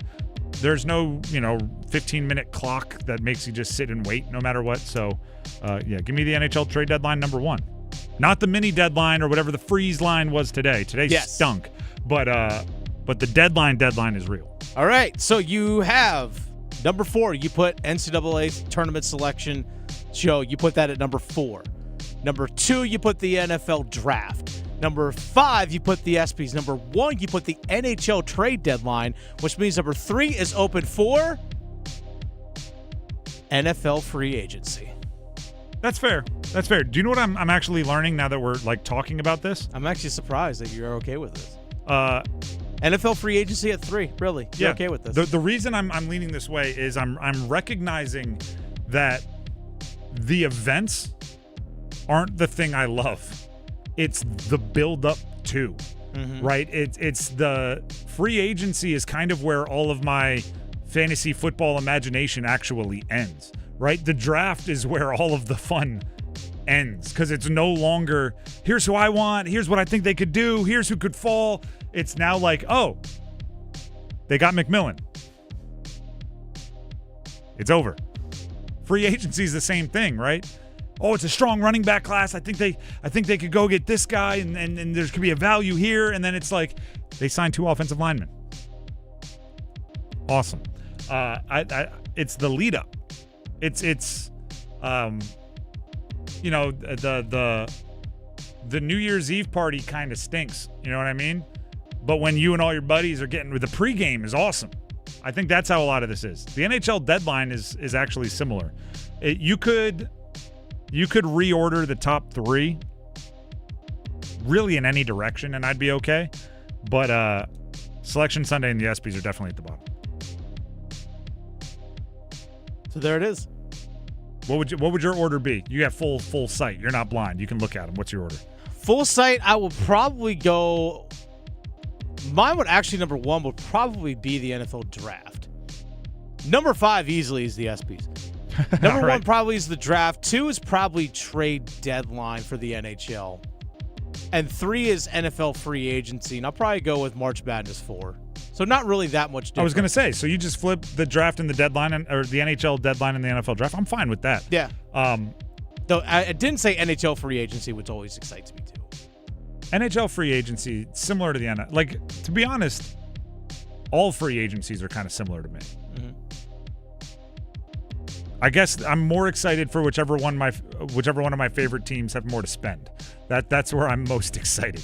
Like a year where the Canes have boatloads of free agency money to spend, I'm in. Let's pay attention. But if they're up against the cap, I'm like, this free agency stinks. Just watching good players go elsewhere. All right, I'm all right with that. I'm not as upset as I thought I was going to be. But I do recognize that it's the much more time-consuming, like months leading up to these events that I enjoy significantly more than the actual event. The Drive with Tim Donnelly, 99.9 The Fan. That is a blind ranking for you. Head over to 99.9 The Fan and enter for your chance to win a pair of tickets to see Tim McGraw at Coastal Credit Union Music Park on August 7th. You can also head to the 99.9 The Fan app, which is available in the Google Play and App Store for free. Download it, give us 5-star rating, put in your name or whatever you got to do to register, and then you can enter there as well for a chance to win a pair of tickets to see Tim McGraw at Coastal Credit Union Music Park on August 7th. Now, next up here on The Drive, we have to get to Hurricanes and Cons. But to play great defense, you need one thing above all else. That starts with a W. Confidence. All right, everybody. What are you most confident in? What are you most concerned about when it comes to the Carolina Hurricanes? And you don't have to change anything based on a trade. There were none for the Canes today before the NHL roster freeze for the Olympics. As always, I have good news and bad news. Which do you want? You always take the bad news first, so we'll start with concerns, and Dennis will give you first shift here. What are you most concerned about for the Carolina Hurricanes? My concern with the Carolina Hurricanes going forward is still their penalty kill. The penalty kill for me is just, it's throughout the whole season. I know there's a whole bunch of injuries and all those kinds of things, but even with the return of Jacob Slavin and Keandre Miller being consistent in the lineup, I know Eric Robinson hasn't been playing in recent games, but as a whole, the penalty kill hasn't been great this season. And to me, if there's one thing that you want to take into the playoffs in terms of special teams that you want to be at a high level or an elite level, you want your penalty kill to be the one that's at the elite level, because there's going to be a situation where it's going to be a 2-2 hockey game and it's going to be 8 minutes to go in the third period and you have to kill a penalty. You're just going to have to do it. And that is something that really does concern me right now, because I think overall, I'm actually go check where they rank in the league right now in terms of penalty kill. They are currently in the penalty kill standings. They are at 12th best in the NHL, which again, not bad, but we're used to this team being at like top 4, top 5. I had this tweet saved. Okay. Because I was going to use it. We never got to it. So I'm glad that I now get to break it out. Shout out to Adam Gold. It's a tweet from Adam. Mm-hmm. This was February 1st. He was preparing for the pregame on February 1st, which I can obviously inform. Against the aforementioned Kings. There you go. Was the Kings game. He started looking up the penalty kill statistics. With Jacob Slavin in the lineup, there have been 40 penalty kill opportunities. They've killed 37 of them. Okay. Good for 92.5% with Slavin. Without Slavin, there were 113 penalty kill opportunities. They killed 87 of them, which is 77%. They are 77% without Slavin, 92.5% with Slavin. Okay, maybe I do stand corrected. First of all, Slavin's pretty good. Like let's just address the obvious there. I agree that the reason why I saved it is because I didn't get the vibe watching it, that it was that, like, I didn't get the, oh, it's night and day, he's back, it's all fixed. I think Bussy's been bailing them out quite a bit when they're at the disadvantage, which goalies do have to do. But I don't think it's just Slavin showed up and now teams aren't getting options. So I'm with you and I'm with Adam, right? I'm with you and I'm with the numbers. But then this was the other crazy part. All right. The Canes are 10-0-4 with Slavin this year. Haven't lost in regulation. Yeah, which now is 11-0-4. Or actually, that was getting ready for the Canes game, right? Or the Kings game? Ready for the Kings game. So you can add more games to it. So it's 12-0. There you go. That. Again, I watched all the games, but it didn't click. You know what I mean? I know Slavin's good, but that's one of those, like, you don't realize how many ways he impacts the game until he's not there and he is, and you just see the tide raise all boats. My concern quickly here, and I think this may be incepted into my brain, my concern is not swinging for the fences. I hope they still go for it if the opportunity arrives and they aren't turned off by the Gensel and Rantanen things not working out the way they wanted to the last 2 years. I hope there's no hesitancy because it's like, well, they didn't work and he didn't want to play here and he didn't re-sign here. Your window's wide open. You've built a really, really nice roster as far as contract management and prospects and picks. You can't be afraid. Scared money don't make no money. If it's there, I'm not saying force it, but if it's there, I hope they go for it. And I'd be concerned if there's hesitancy based on just a small sample size of recent big swings. Confidence. What are you most confident in when it comes to the Carolina Hurricanes? Dennis, again, take first shift. My confidence is the fact that Tulsky and Dundon are going to be in on every deal. Okay, there. That's my confidence. Yeah, that's really it. Because the simple fact that we are still hearing, even after the Artemi Panarin trade to the LA Kings, of the fact that, hey, Carolina was in on the deal. Carolina was offering, circling. Exactly. There's no. Shout out to Emily Kaplan. That was her verbiage, circling. Tom Dundon, Eric Tulsky, no stone unturned. Plain and simple. There's a way to get the team better. They're going to try and find a way. My confidence, and we were doing some off-air just rattling off numbers and things, and I believe we settled on this. As of right now, the top line of Jarvis, Aho, Svetch, on pace for 70, 80, 70 total points, which would be very good. It would be obviously Jarvis and Svetch proving something to certain people. Svetch especially getting up there around career high numbers. Jarvis on pace for career high in goals, and if he keeps the goals going at the pace he is, obviously coming off a 2-goal performance last game, he'd be career high in goals by 5 or 6, which is a big jump for a guy that's scored 30 goals plus the past few. Aho, obviously, I still think there's a 100-point season in there somewhere. I still think it's in there somewhere. I don't think it'll be this year, but, he's a point-per-game guy right now. If he gets just a little bit more of a pace, he can get up near his career high, which is 89. Couple 4-point games, and you're right there. So I just like the way they're gelling, and not just gelling, not just eye test, like actual production when they have it going right. Aho goals in 3 straight. After 12 scoreless goals, or games, it's 12 goalless goals. No, after 12 goalless games, he has now scored in 3 straight. You know the crazy part during that 12-game stretch where he didn't score a goal? I think he still had like 10 points or something like that. His January was still very productive. It just wasn't necessarily riddled with goals until the very end. But we've seen it, right? He can go put 2 or 3 in and all of a sudden the lid's off and everything's flying in. Just get to overtime. Then he'll score. The Drive with Tim Donnelly, 99.9 The Fan. Before we move on, Tim Donnelly here for Bailey's Fine Jewelry. They're having a giant watch party on February 12th. And you should go check it out there. They're going to be watching some unbelievable hockey. Guys out there skating for their countries. And while doing that, you can also check out Omega, the official timekeeper.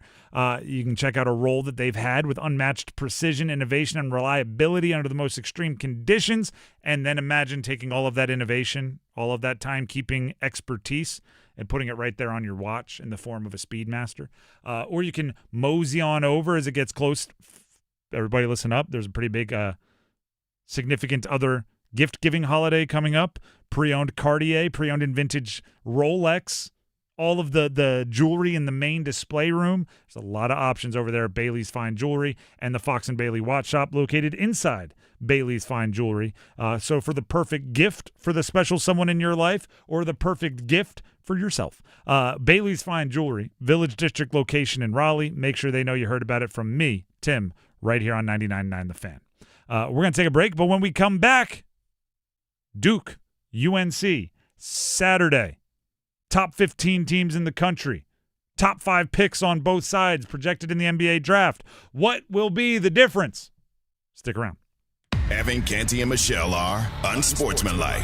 It was a one-team market for Sam Darnold. The team that he won 14 games with last year didn't want him. The other teams around the National Football League, none of them really wanted him. Seattle paid him, but if you look at the structure of that contract, it really is a year-to-year proposition. And they were rewarded for taking a chance on Sam Darnold with him taking them to the Super Bowl. Mornings from 6 to 9 on 99.9 The Fan, the Triangle Sports Leader. If you or anyone you care about is facing a family legal matter, call Cordell and Cordell today at 1-855-GET-LEGAL or visit CordellCordell.com to schedule your consultation. There's a lot on the line in divorce. This is Joe Cordell of Cordell & Cordell, the largest family law firm in the country, with over 35 years of helping clients navigate divorce. But being big doesn't mean less personal or less local. Our attorneys live and work in your community, and as neighbors, they understand the challenges your families face. Divorce touches all areas of your life: your home, savings, retirement, and of course, kids. So when you find yourself facing divorce, you need a partner you can count on. Visit CordellCordell.com to schedule your consultation. If you or anyone you care about is facing divorce, contact Cordell and Cordell today. With over 100,000 clients served, we understand the challenges you're facing on a personal level. Call Cordell and Cordell today at 1-855-GET-LEGAL. That's 1-855-GET-LEGAL. Joseph Cordell, licensed in Missouri and Illinois. CordellCordell.com. With the new IHOP value menu, $6 is all it takes to go to your happy plates, where stacks of pancakes with bacon and eggs are just $6 every day. French toast, sausage, and eggs are, you guessed it, $6. And fluffy omelets come with a side of pancakes and only cost $6. Go to your happy plates every day at IHOP.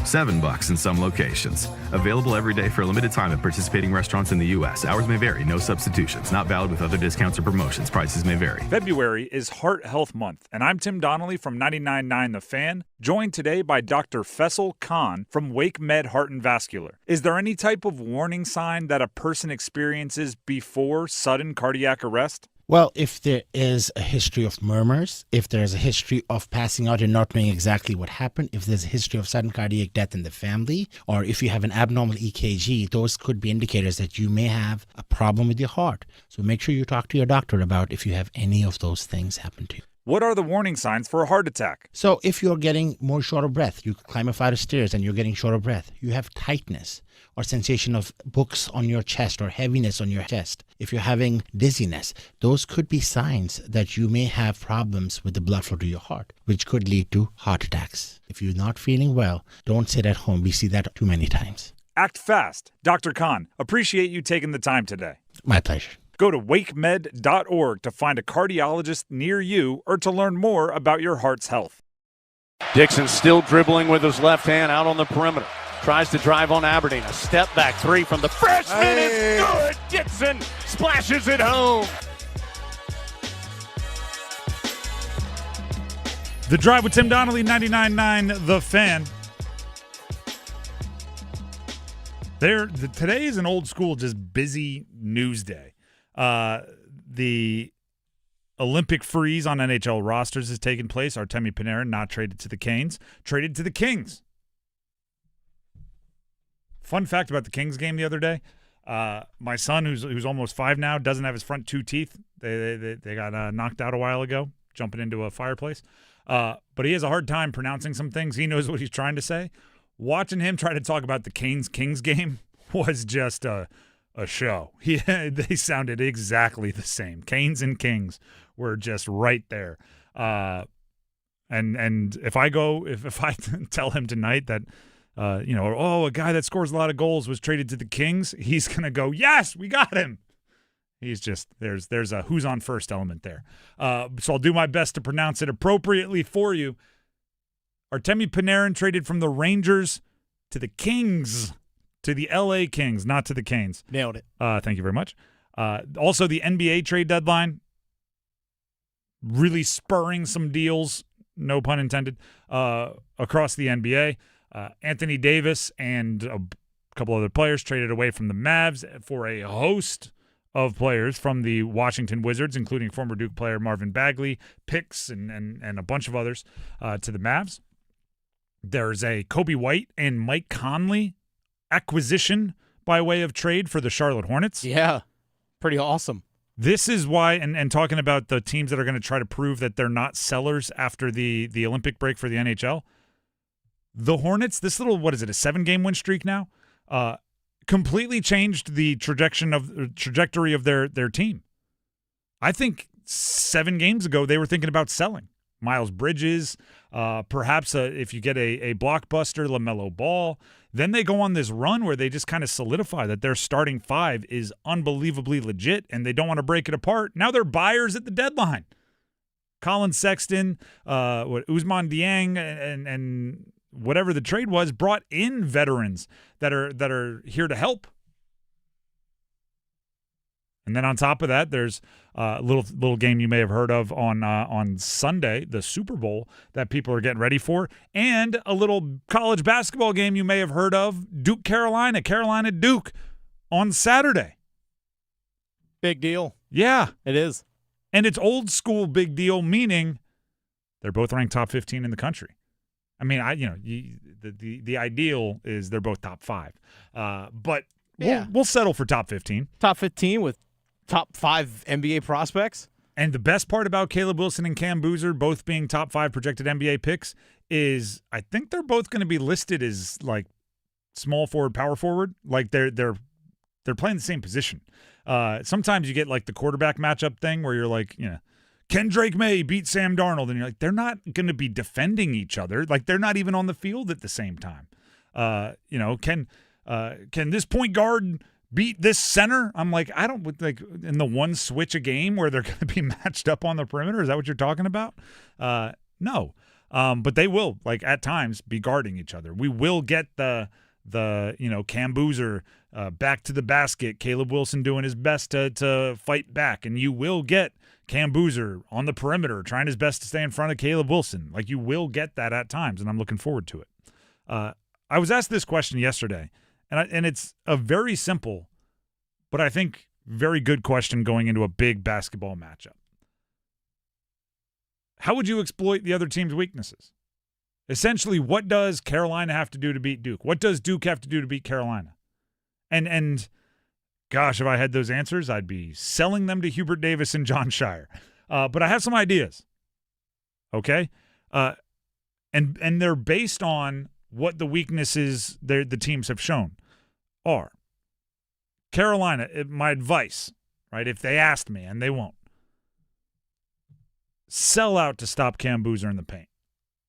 Sell out, like run double teams, do whatever you have to do. Sell out to stop Cam Boozer from the free throw line extended in, okay? Make someone else beat you. More specifically, make someone else beat you from 3. We were talking earlier today. Duke's been inconsistent from 3, and I think that's what people have been leaning on. They really just haven't been that good from 3.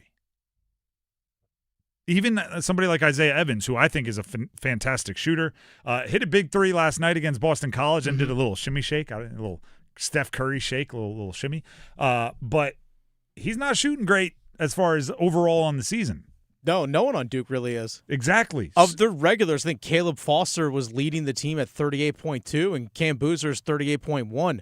And I don't like Caleb Foster's a good player. I don't think of him as a shooter, right? I don't think of him as like he's out there for spacing. He attempts 3-3-pointers a game. He's a high energy defender, slasher, good athlete.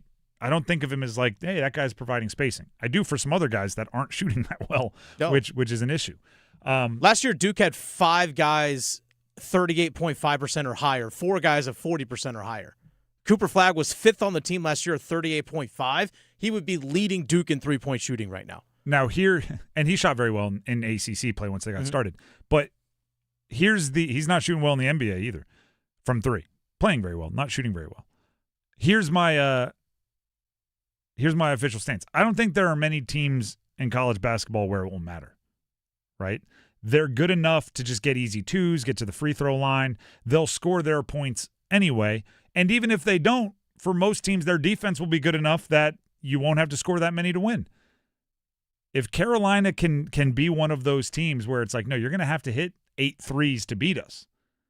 You're going to have to hit 10 threes. You're going to have to shoot 40% to beat us. That's where I think they if there is that small window to try to get through and pull off the upset, then there it is. And the only way that works, because if Cam Boozer's shooting, 68% or 80% true shooting from 2, then it doesn't matter that they're not shooting the 3 well because they're getting wildly efficient offense from inside the arc. That's why I would sell out. I would tell my backup bigs, your name might not be your name this week. It might be 5 fouls. Like we might be like, hey, we need 5 fouls. Get in there. And you have to go in and just make it difficult and do everything you can to make it so the 2-pointer isn't so efficient that their lack of 3-point shooting is irrelevant. On the other side, Duke, how do you beat UNC? Again, simple question, but not easy to answer. I think my move, and this is so like glitchy, right? This is so I don't know if did you ever have like Madden tournaments with your buddies? Oh yeah. And there was the one kid that had one play that worked and just ran it over and over and over. The old Mike Allstott dive. Yeah, just something, and it's not fun to play with you. This isn't the spirit of the game. I think I'd try to get Caleb Wilson or Henry Vasar in foul trouble. I think UNC is a entire foundation built on 2 pillars, and everything else springs out from there, branches out from there, and it's Wilson and Vasar. And if you can get, similarly, Cam Boozer the ball and tell him to do all those pump fakes and all the footwork that Carlos taught him, right, all the up and unders and all the drawing contacts and all of that, if you can get 2 fouls quick on Vasar, that's a huge momentum turn, right? If you can get 2 fouls quick on Caleb Wilson and suddenly Hubert Davis has to, put him on the bench and kind of leave him there for a while, that's gigantic, right? I know, and I've been very praising of the backcourt being better for UNC as of late. Guys figuring out a way, guys being more impactful. Jonathan Powell, Luka Bogovic last game. At times it's been Derek Dixon. They have some guys that have been making some hay out there on the perimeter. If I'm Duke, I'm still very comfortable if I'm like, those guys got to carry 50% of the burden. Which, you take away Vasar, Caleb Wilson will carry a lot of it, but there's a whole bunch for the perimeter there if you take away Vasar or vice versa. So those would be 2 things to look for early. If Duke is settling for threes, settling might not even be the right word. If UNC is forcing Duke to depend on the 3, I think then things are like they're going the way UNC wants. If Vasar and Wilson either are on the bench or one of them's on the bench with foul trouble, or they're playing exceptionally conservative and safe because they don't want to be in foul trouble, I think you're going to see a super efficient day from Gongba, from Boozer, from the slashers, guys like Caden Boozer off the bench that like to get into the paint and throw up all those floaters. I think they would be having big days if that happens. And yeah, it's just Wednesday. Game's not till Saturday. We can look at this from 1,700 different angles, and we will. Number 4 Duke at number 14 UNC on Saturday. The Drive with Tim Donnelly, 99.9 The Fan. Dennis Cox is pointing to his microphone. That means he has something he'd like to tell you. I do. Dennis Cox here, real quick, for my good friends over at Raleigh Weight Loss Center. One of the things that I've always appreciated about Raleigh Weight Loss Center is the open line of communication that they offer to anybody that joins the program. I am still part of the program at Raleigh Weight Loss Center. I've lost 42 pounds, over 15% of my body weight. But the thing I appreciated most is that if I had questions or concerns, or maybe I got a little bit of a plateau during the weight loss journey, open line of communication at any point with the folks over at Raleigh Weight Loss Center. Just having that support was monumental for me, knowing that I can reach out at any time. I never felt like I was alone in the journey. I know a lot of people that I've talked to in the weight loss journey have said sometimes they can feel isolated because they're kind of doing this thing themselves. Well, guess what? You're not. You have a support group with Raleigh Weight Loss Center. And if you're serious about wanting to lose weight, just give them a call, 919-897-7506, or visit RaleighWeightLossCenter.com. Set up a free 15-minute phone call. Figure out everything that Raleigh Weight Loss Center has to offer you, from obviously their support staff, how the plan works, everything you need to know going in. That way you can move forward with confidence. 919-897-7506 or RaleighWeightLossCenter.com. Again, a free 15-minute phone call. They've helped thousands of people, including myself, lose anywhere between 10 to 20% of their body weight. I've lost over 15% of mine, thanks to Raleigh Weight Loss Center. It works. I'm living, breathing, walking proof that it can work. Give them a call, 919-897-7506 or RaleighWeightLossCenter.com. Results may vary. The Drive with Tim Donnelly, 99.9 The Fan, gets to the starting five next. Don't go anywhere.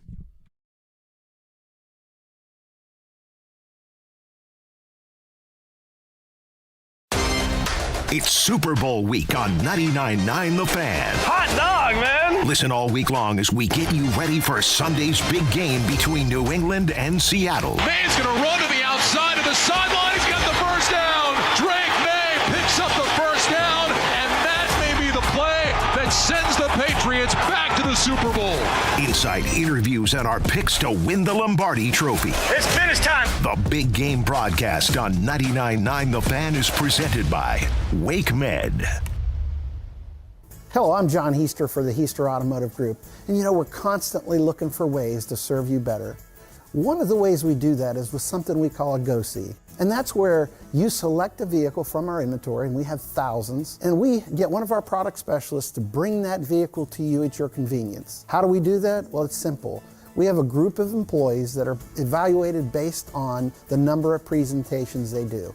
They're glad to do it. So it's just one more way we get off our keister and bring Heister to you. Progressive Insurance knows pets, and one of the biggest differences between people and pets is that we don't eat things off the floor.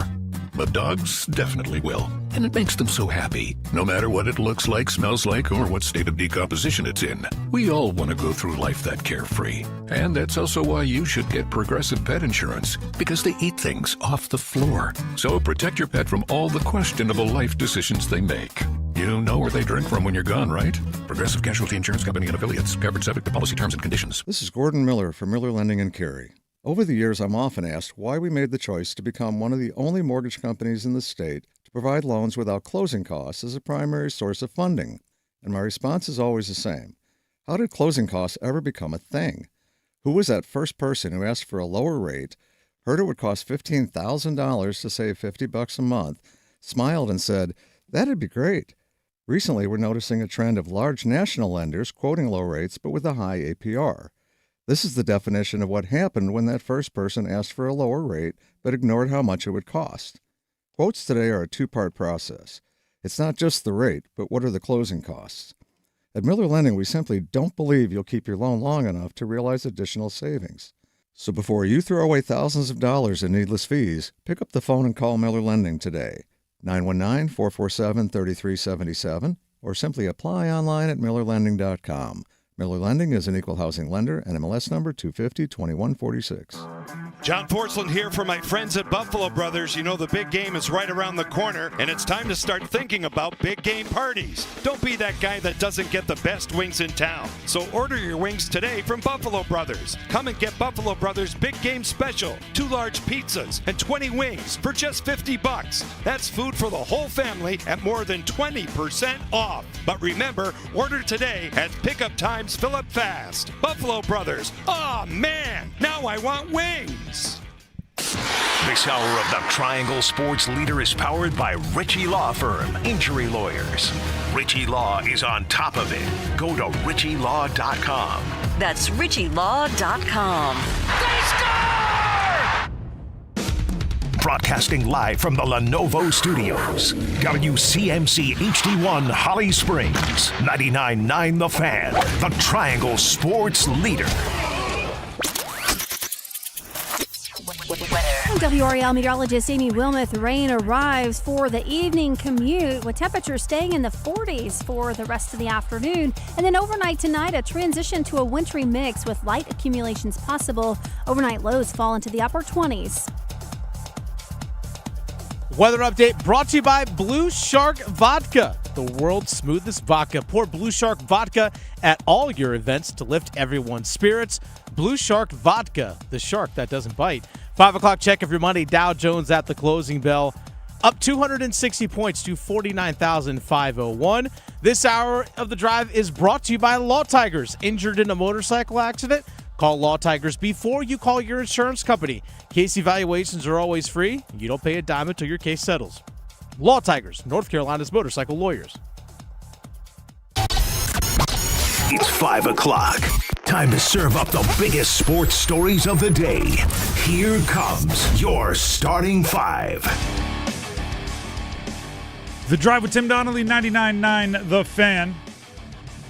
We still have 2 more big game boxes contestants to field today on the call-in line. So not right now, but stay ready. Stay ready so you don't have to get ready. Keep your dialing fingers ready to roll. Also, get ready for the starting 5 because that starts right now, starting with number 5. Count them. 1, 2, 3, 4, 5. Let's do that hockey. We've talked quite a bit about the roster freeze that is now in effect for the NHL. The Olympics freeze the rosters as of 2 hours ago, 3 o'clock this afternoon. No trades for the Canes. Artemi Panarin was traded from the Rangers to the LA Kings. But because of that, we probably haven't given enough love to a 4-3 win for the Carolina Hurricanes last night over Ottawa at home, their last home game before the Olympics. And because of that, we turn things over to Adam Gold with 2 minutes of gold. Hey, it's Adam Gold, and I've got 2 minutes for 2 players who helped Carolina get 2 points in a game that they didn't deserve to win necessarily from the Ottawa Senators, really for the second time in the last 10 days, and it's all brought to us by Parkway Sleep. They will help you get good rest faster and with the care you deserve. And after last night, we all need a little bit of rest because this game was crazy. Brandon Bussey only saw 25 shots, but my gosh, it was scramble city in the Carolina defensive end almost all night. Now here's a bounce in the Canes over Bussey, way out, complete away from Stützle. Now driving his way in, Shabbat out in front. Bussey gets a piece and keeps it out. Diving for the puck, taking it away from Nick Cousins. He left an open door and then closed it. Pinto with a low shot. Second opportunity. Bussey it fakes off of him from Nick Cousins. First Pinto denied, then Cousins. Sanderson keeping the heat on. That shot off of Bussey. Excellent work by Jarvis to get in front of Pinto, and Carolina can clear. Back for Claude Giroux, 45 seconds left. Samson, Bussey gets across and makes the save. The Canes clear this one out. He just keeps making big saves, Brandon Bussey. He toe-picked it, still found a way to make a grand pure two-pad stack save. He tries to play the puck. He goes on walkabout. It doesn't get out of the zone. He's got to dive across and make a save. Late on, he falls down. He dives over, makes a save on Jake Sanderson in the last minute of the game to preserve the lead. Oh, and how did Carolina get the lead? The captain does it again. Stahl's open. Stahl on a break. Stahl shoots. Scores! The captain picks the corner. He's got a 4-game point streak and the 4th goal of the game for the Canes. Great pass from Nick Ehlers, but my gosh, how about this stat for Jordan Stahl, people? He's got 14 goals this season. He had 13 all of last year. Of those 14 goals, 8 gave Carolina the lead. 4 others tied the game. You know what we call that? Clutch. Efficiency. That is Jordan Stahl. 12 of his 14 goals mattered. There are no empty calories with Jordan Stahl. Carolina gets a 4-3 win, and we move on one more game before the break. Parkway Sleep Health Centers. Sound sleep, sound health, sound off for the captain and the bus. The Drive with Tim Donnelly, 99.9 The Fan. Thank you very much to Adam Gold. I do, just because he spoke in his 2 minutes of gold so much about Jordan Stahl and his scoring pop that has emerged this year for, a much younger Stahl might be the comparison there. Already more goals than he had last year and significantly more games last year. How hilarious is it that, you look at the penalty kill and you're like, wow, they really solved things when Jacob Slavin showed up, and that makes a lot of sense. And then you're like, and what about the power play? What awesome score did you put on the power play that seemed to have solved the power play? Jordan Stahl. But it kind of has worked similarly. If you look at the special teams, if you could take just the Canes' penalty kill post reintroduction of Jacob Slavin and their power play post introducing Jordan Stahl as the face-off guy, it's pretty good. They're doing just fine. If you go before those two events, not pretty good. Not doing just fine. So, it just tells me Jordan Stahl scoring similar to Jacob Slavin defense. You see the logic. Doesn't have to make sense. That's number 5. Let's get to number 4. 1, 2, 3, 4, all together. Leans in, shot blocked away. Peck has the ball in the win. NC State pulls it out. 84-83. A block of Miller down low, and the Pack's undefeated on the road in ACC play. Here's the question. Okay, you just heard it. The NC State beat SMU last night, 83-84. Exciting game, down to the wire, but they are now undefeated on the road in ACC play. We know for quad purposes, it is better to play road games and neutral court games than home games if you're playing a team that's outside the top 30 in the net rankings, because you get quad 1 wins for that. Should they just reschedule them all for like Greensboro or something? Should they take all their home games and just actually we'll just come to you? No, we'll come to you. You stay there. We'll come to you. Do it like their every once in a while. Do it like it's the State Fair road trip. Like we can't play in our home arena. They're doing improvements. They got construction. We'll just come to you because they're playing kind of lights out on the road in the ACC. On the road at Clemson, win. On the road at SMU, win. On the road at all the middling teams, win. That's just good ball by NC State. Now, we talked about Darian Williams. We talked about actually, here's a stat for you.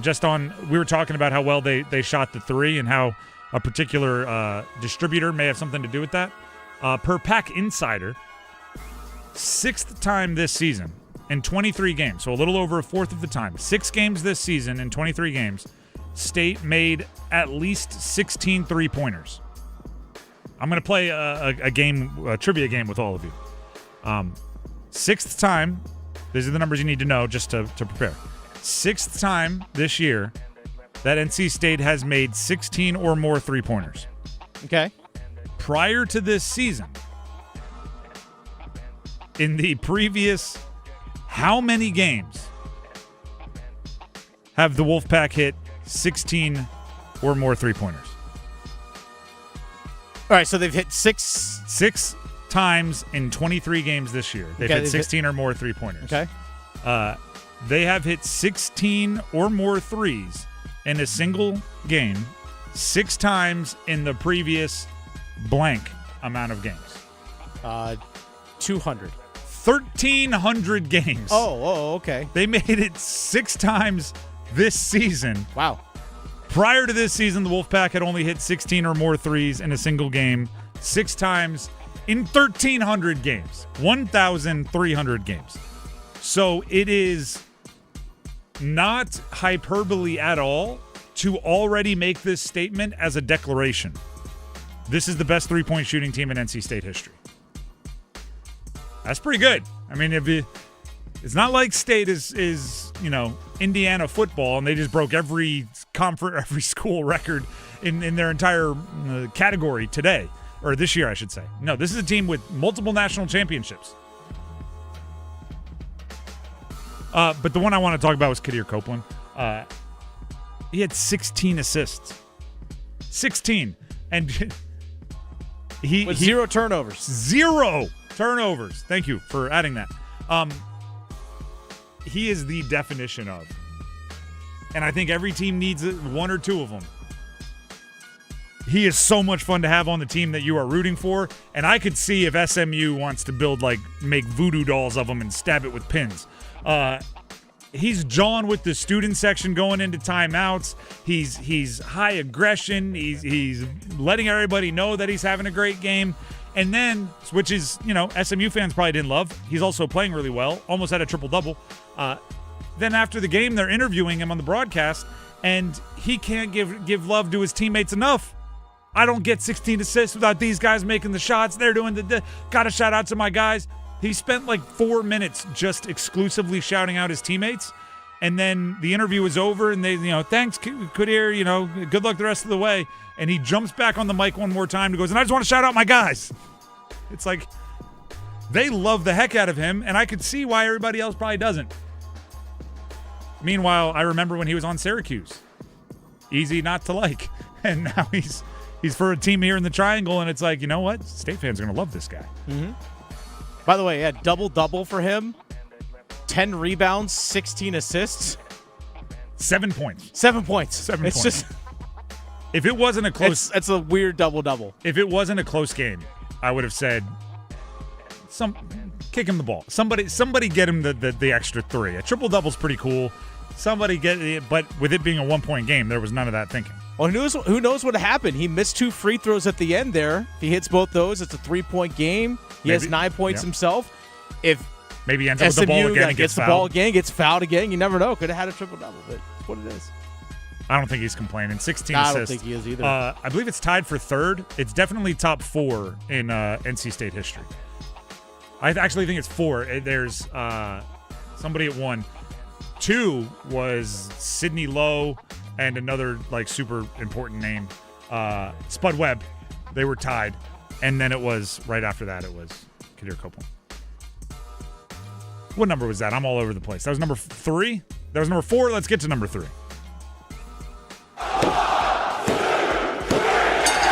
Going to join Evans and Boozer in double figures. Second one too strong. Boozer got a hand on the rebound. Still volleyball around. It came to Gungba. Now to Boozer to throw it down.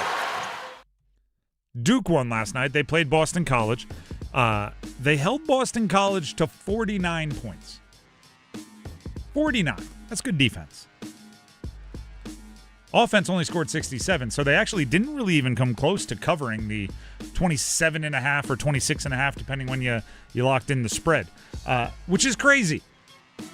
If you would have told me that Boston College was going to score 49 points, does Duke cover? I would have gone, yeah. They must have played really well if they held them to 49 points. But no, actually, and this is maybe a luxury that, a Duke team that's as accomplished as they are already. They're, the first team in 58 years to start ACC play 10-0 in back-to-back years. That's pretty impressive, especially when you consider they did it last year, then had 5 guys drafted into the NBA, 2 in the top 4, 3 in the lottery. And then they came back and did it again with a largely new roster. So this is, nitpicking, but I don't think they played particularly well last night against Boston College. And they held them to 49 and won by almost 20. So this is the challenge of John Shire. right? You have to be able to get a hold of your team and correct things and have them working hard and figure out what's going wrong after a pretty dominant win. If you're going to have, 19-year-olds shrug off criticisms, it might be when they're number one in the net rankings, when they have one loss to a good Texas Tech team a long time ago, when they're undefeated in conference play and they're coming off a game where opposing teams couldn't score 50 against them. And this is where you have to be able to motivate and dial them in appropriately. Because I'll say it like this. I don't think if they play against UNC this weekend the way they played against Boston College, it's definitely not a comfortable win. It's probably not a win. And that's not to say I would expect them to play. I would expect them to play better this weekend, but just, a kind of a blunt observation about the Boston College game. I don't think it was that great. And even more important, it was inverted, right? A lot of times Duke this year has maybe been a little underwhelming their first half. Then second half, pedal to the floor, they pull away. This was they started hot. And then the second half was more of a grind. Here's Shire on the second half play. It's not fun scoring 25 points in a half, but if you're going to score 25, at least hold them to less. That's the one thing I would say. So that's good. But I thought we were just slow. We weren't sharp, and that's on me. I have to help our guys with that. I think that's a classic example of the difference between him talking to the media and him talking in the locker room or in film or whatever, right? It's not fun to only score 25 points in a half. With the media, you soften it, right? But hold them less and make sure you get the win, and I'm proud of our efforts. On the bus or in film, you just end it with, it's not fun to score 25 points in a half, right? You just end it there and start talking about how you score more points. But obviously with the media, he's not going to sell his team down the river after a nearly 20-point win. Especially going into a big game against Carolina, which may come up later on in the starting five. You'll have to stick around to find out. That's number 3. Let's get to number 2. Just the two of us.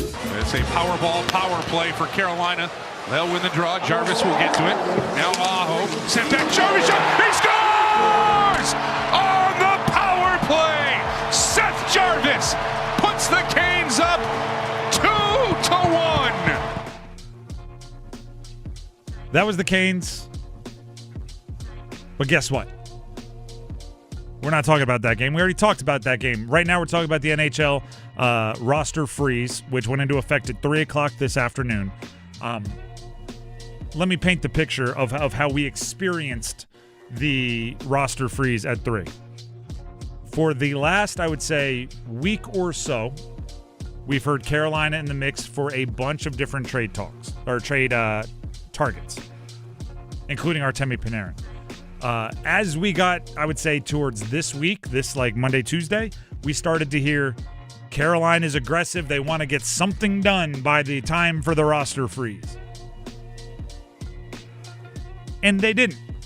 Canes did nothing. Artemi Panarin ends up going from the Rangers to the LA Kings in exchange for a conditional third-round pick and a prospect, Liam Greentree. He then agrees to a 3-year, $11 million contract. Or sorry, 2-year, $11 million contract, reportedly. $11 million per year. True. $11 million average annual value. Thank you. I do want to throw a little bit more of context here. I actually had a number wrong earlier, so it doesn't change the story a ton, but a little bit. Emily Kaplan of ESPN reported that there were teams circling Artemi Panarin, and the Canes were amongst the 4 teams listed. Pat Mauda of the fourth period said the exact same thing. Okay, so they were amongst the teams just kind of paying attention. But Artemi Panarin apparently, with a full no-movement clause, said, nope, it's Kings. Nope, I'm not going to these other teams, Kings, and he forced his way there, which is his right. That's why you negotiate a no-movement clause.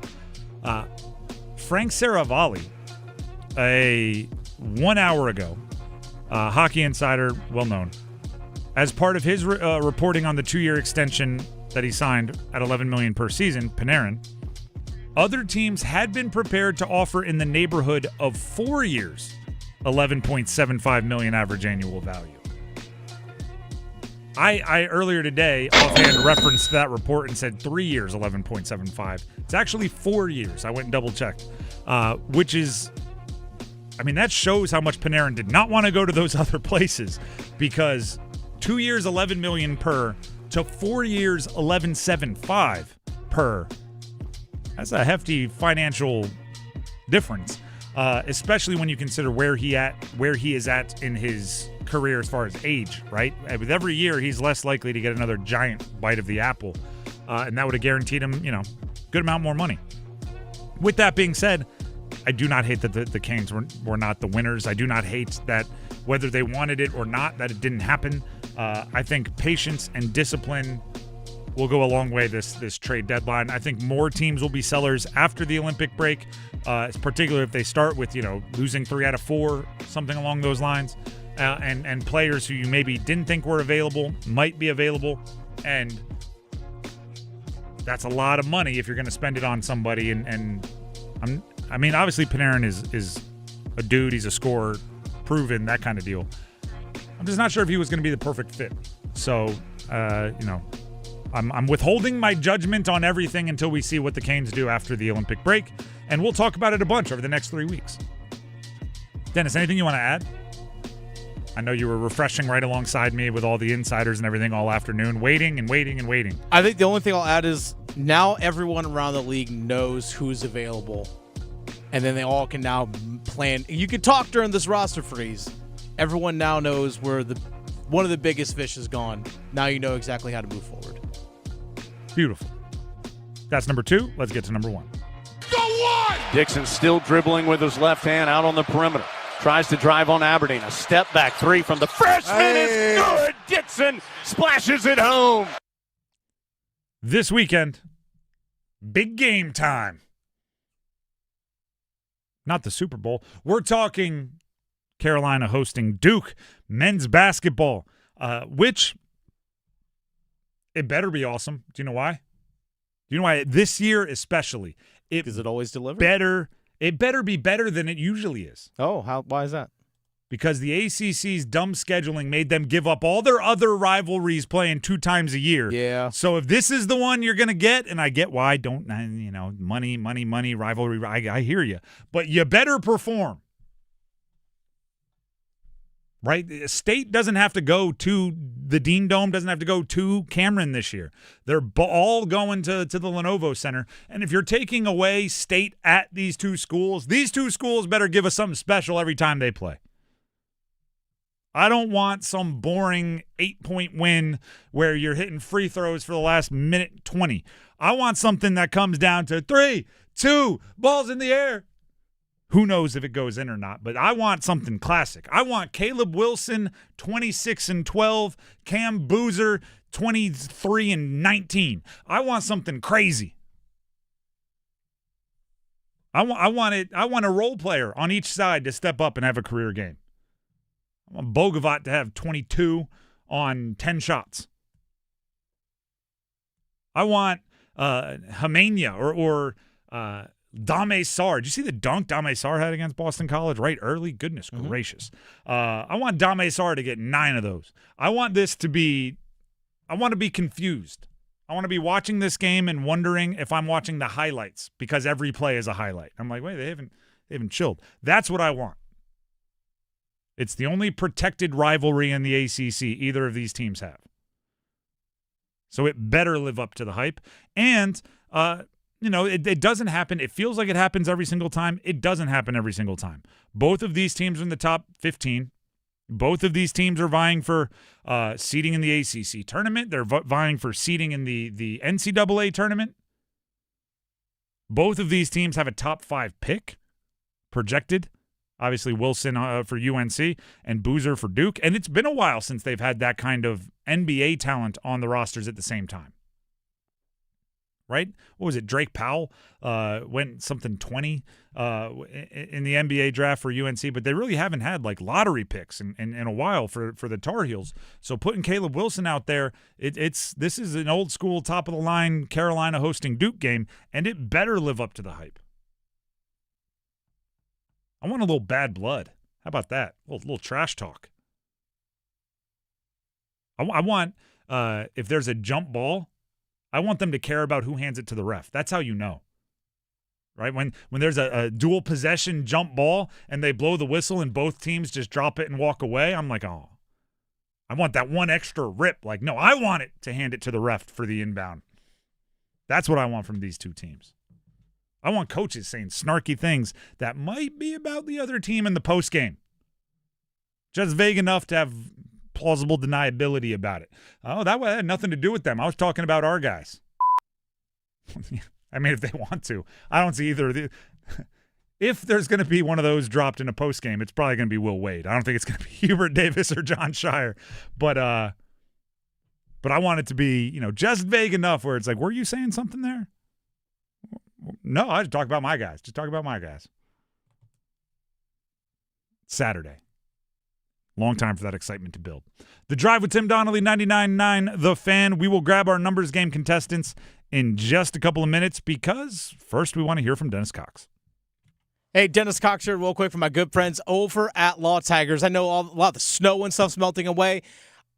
We're one day closer to springtime, folks. One day closer to springtime. I cannot wait to pull my motorcycle out of storage and hit the roads again, get out there and ride the motorcycle. I'm looking forward to it, and that's actually something I want you all to experience as well, especially if you're a hockey fan, because the Law Tigers are once again teaming up with your Carolina Hurricanes to give one lucky Caniac a custom Canes Ducati motorcycle, courtesy of Art Moto Garage and Shiny Side Paint. The date to enter by, it's March 29th, but why wait till then, folks? Do it now.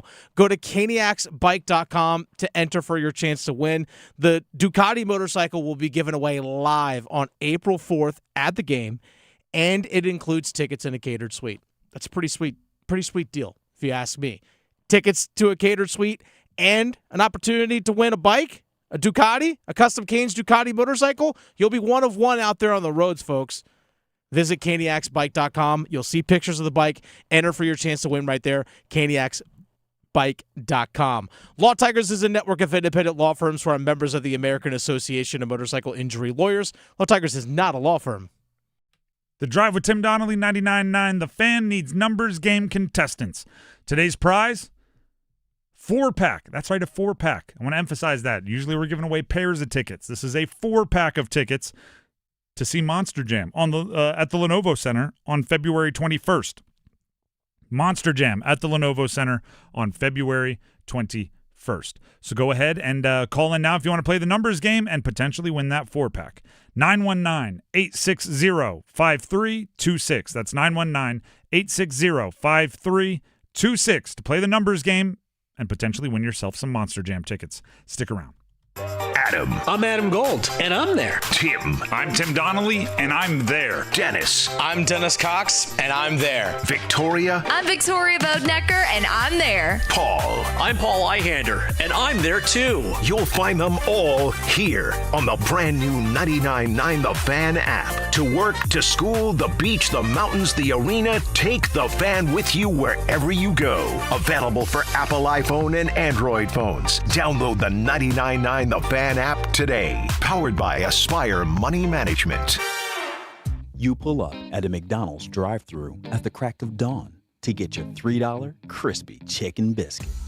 You've been craving it all night. It was a very long night, but your taste buds pulled through. Those are no ordinary taste buds, and you are no ordinary human. You are a champion, and you deserve a $3 crispy chicken biscuit. Price and participation may vary, cannot be combined with any other offer or combo meal. At First Carolina Bank, we pride ourselves on building relationships and doing the day-to-day things in banking extremely well. Experience the First Carolina way for yourself or your business today. Visit firstcarolinabank.com. First Carolina Bank, member FDIC. When sleep isn't working, everything feels harder. Your health, your patience, your focus, even your relationships. I'm Megan Giggling with Parkway Sleep Health Centers. Too often, people are told to wait months or even years just to talk to a sleep specialist, but untreated sleep problems don't wait. At Parkway, care begins within weeks with home sleep studies and fast, coordinated support so people can move forward instead of staying stuck. Better sleep changes everything. Parkway Sleep, your fastest path to better sleep. Start today at parkwaysleep.com. Sound sleep, sound health.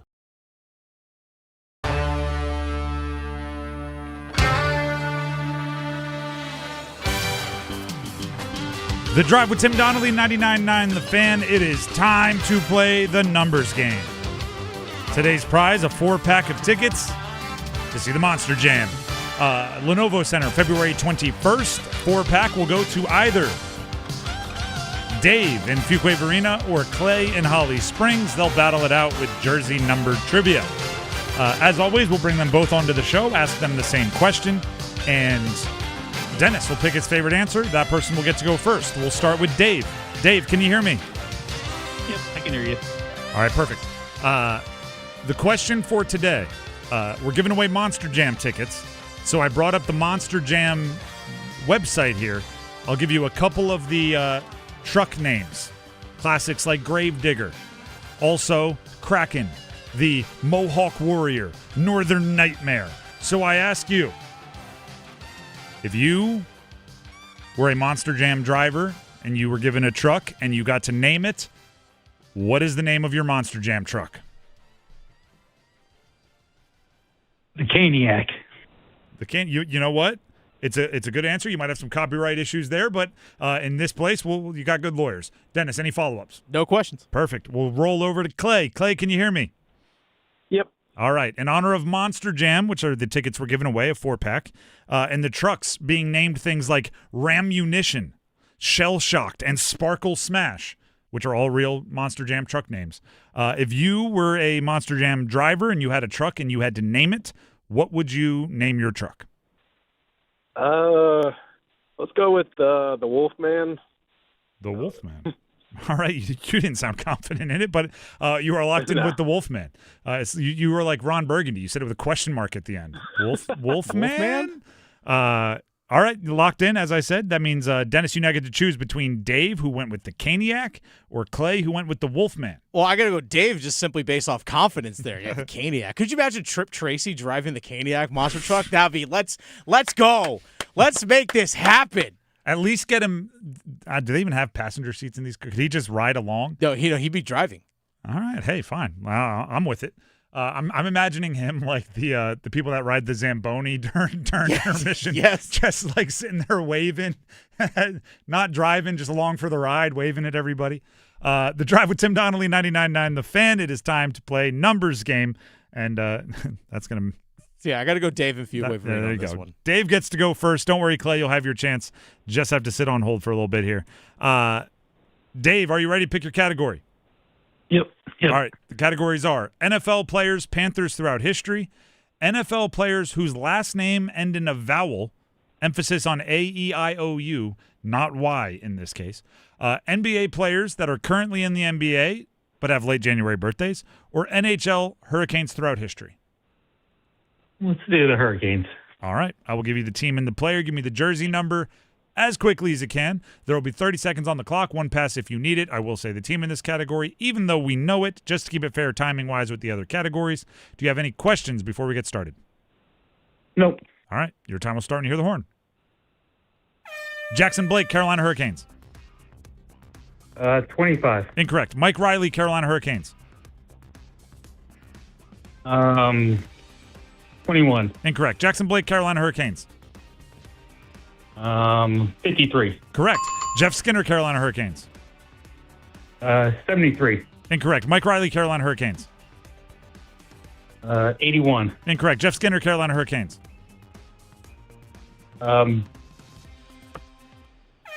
53. It's the right number. Unfortunately, it was after the buzzer. You did get Jackson Blake, 53, which is avoided the shutout. Mike Riley, we were looking for number 6, guy that's played a good amount this year. Jeff Skinner, also number 53, which he got right after the buzzer, but a little too late. So 1 is the number to beat. Go ahead and stay on the line. We'll see if it holds up, okay? All right.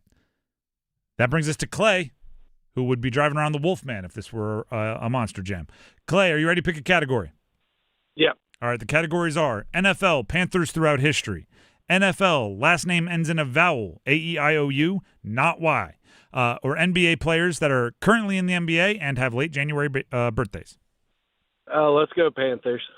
All right, I'll give you the team and the player. Give me the jersey number as quickly as you can. There'll be 30 seconds on the clock. One pass if you need it. Do you have any questions before we get started? Nope. All right, you will need at least 2 for the win. And I will say the team in this category, to keep it fair timing-wise with the other categories. And since you don't have any questions, we will get started when you hear the horn. Mark Carrier, Carolina Panthers. 41. Incorrect. Deontay Foreman, Carolina Panthers. 20. Incorrect. Mark Carrier, Carolina Panthers. Pass. Taylor Moton, Carolina Panthers. 72. Correct. Trevin Wallace, Carolina Panthers. 32. Correct. Rodney Peete, Carolina Panthers. 7. Incorrect. Deontay Foreman, Carolina Panthers. 8. Incorrect. Mark Carrier, Carolina Panthers. Pass. You got enough for the win. All you needed was 2, and you came up with it. Carrier, 83. Foreman, 33. Moton, 72, as you said. For Wallace, we would have accepted 32, which you got, or 56. He's worn them both. And Rodney Peete, number 9, the number we were looking for. Yep. But again, you had enough for the win, so congratulations. You get the 4-pack of tickets. You're going to Monster Jam. Awesome. Appreciate it. You're very welcome. Stay on the line, and Dennis will grab the info he needs to make sure you get your prize. Mark Carrier, not related to William Carrier. Yeah, I wanted so bad. So bad. I think that's why I said Carrier, and I was like, yes, you did it. You didn't say Carrier. And then I said Carolina Hurricanes instead of Carolina Panthers. I let my guard down. I was on top of it for making sure I didn't say Carrier, and then I said Carolina Hurricanes. Luckily, he won anyway, so he gets the prize, and he gets to go see Monster Jam and all of those things. Goodness. The Drive with Tim Donnelly, 99.9 The Fan. We haven't had enough time to really devote much to the NBA trade deadline. But there are some local guys there are people with local ties, players with local ties that are on the move. The Clippers traded Chris Paul. They still had his rights, even though he wasn't really, making moves with the team. But they traded his rights to the Raptors. So Chris Paul going north of the border for what I would say likely. I believe he's even said this will be his last season. So, the retirement tour goes up to Canada for Chris Paul. Kobe White, the all-time leading scorer in the state of North Carolina high school basketball, played in Chapel Hill with the Tar Heels. He, along with Mike Conley, has been traded to the Charlotte Hornets. So he's coming back to his home state where he can contribute to one of the more exciting teams in the entire NBA, the Charlotte Hornets, which is really exciting there. Anthony Davis, along with players, traded to the Wizards from the Mavericks, and in return, a whole bunch of picks and players, including Marvin Bagley. Marvin Bagley, former Duke player, will be joining Dallas along with Cooper Flagg, Kyrie Irving, and Derek Lively, all former Duke players. So there's quite a bit of deadline action happening in the NBA, which is exciting. And it's a reminder that the quote-unquote deadline for the NHL today was not a deadline. It was just the freeze, right? Deadlines get deals done. I've been saying it for a million years, and the NBA is proving it, and the NHL is proving that they didn't really look at the NHL roster freeze for the Olympics like a deadline. They kind of looked at it as we'd like to, but if not, we'll wait. Soft deadline. Yeah, like just a checkpoint. A little checkpoint. I still anticipate a bunch of fireworks at the NHL trade deadline. It's just not the deadline today. So little anticlimactic there. Obviously, the Panarin trade kind of got everybody juiced up for a little bit, but it's not a ton there. The Drive with Tim Donnelly, 99.9 The Fan. Before we move on, Tim Donnelly here for Mainer Service Company. It does feel like we're at the point, but I say this at all points in the calendar here in North Carolina, here in the Triangle, where you wake up one morning, you let the dog out, it's 9 degrees outside. The next, it's 47 degrees outside. The next, it's ice on the ground. The next, it's snow on the ground. The next, it's raining. The next, it's dry. Then you can't predict it. And because of that, you need to make sure your heater is working, right? You work it on overtime one night, you work it less the next, you work it overtime the next night, you turn it off for a night. And if you're going to be working your heater in that way, Manor Service Company, get them out there for a maintenance check. Make sure it's running as efficiently as possible. Make sure it's not showing signs of wear and tear that could become bigger problems. And that not only goes for your heating system this time of year, but get your cooling system checked out now when you're not working it, so it's ready for when it gets hot around here, because we'll have those, random spring days where it gets really, really hot and then it'll get really, really cold. You'll be working every kind of system in your house. Plumbing, electrical, they do it all. Heating, cooling, plumbing, electric, Manor Service Company. Give them a call, 919-361-0993. That's 919-361-0993, or visit them online, manorservices.com. That's MAYNOR services.com. When we come back, actually, not when we come back, right now, we need caller number 10 for big game boxes with the drive. Caller number 10 right now will receive 5 randomly assigned boxes in big game boxes with the drive. Squares, pool, grid. You've been to big game parties. You know what it is, right? You get the grid, you put your name in the little square. If you call in right now and you are caller number 10, you get 5 randomly assigned boxes. The person at the end of the big game with the correct pair of numbers that correspond to the final score will win a signed football from the hands of Pro Bowl defensive tackle Derek Brown. Not Pro Bowl this year. That's a snub. But Pro Bowl defensive tackle Derek Brown nonetheless. Signed football coming your way if you win. Call in now. 919-860-5326. Caller number 10 earns their opportunities. As I was saying before we did that. So call in now. That's open. That's good. Dennis will get you lined up. There could be a YouTuber coming to college football to shake up the world. Coming right to the state of North Carolina as well. Stick around. That's coming up next. John Porcelain here for my friends at Buffalo Brothers. The big game is right around the corner, and it's time to start thinking about big game parties. Don't be that guy that doesn't get the best wings in town. So order your wings today from Buffalo Brothers. Come and get Buffalo Brothers Big Game Special. 2 large pizzas and 20 wings for just $50. That's food for the whole family at more than 20% off. But remember, order today as pickup times fill up fast. Buffalo Brothers. Oh man, now I want wings.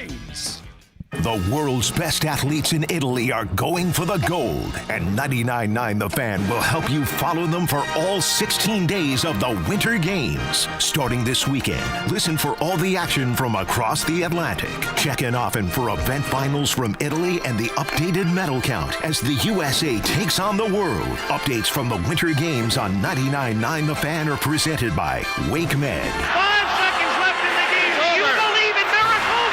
Yes! Unbelievable. This is the sound of Claire, cooking dinner at home. And that's the sound of a fraud alert from Wells Fargo, flagging a charge for a pricey restaurant in Paris. Considering Claire isn't in Paris right now, that seemed odd to the bank and to Claire. 2 taps later, Claire says nope to the charge, and Wells Fargo is on the case. However you make money work, Wells Fargo can work with that. Wells Fargo Bank, N.A., member FDIC. Big tax changes this year could mean a bigger refund, and Jackson Hewitt knows how to get you your biggest. You'll get $100 just to try us. That won't make you filthy rich, but definitely gas plus groceries rich. And since we know all the new tax codes, you could get thousands back, which would make you low-key loaded. Or at least wealthy adjacent? Go with our trusted pros and get $100 to switch. Rest easy. Jackson Hewitt's got your taxes. Guaranteed.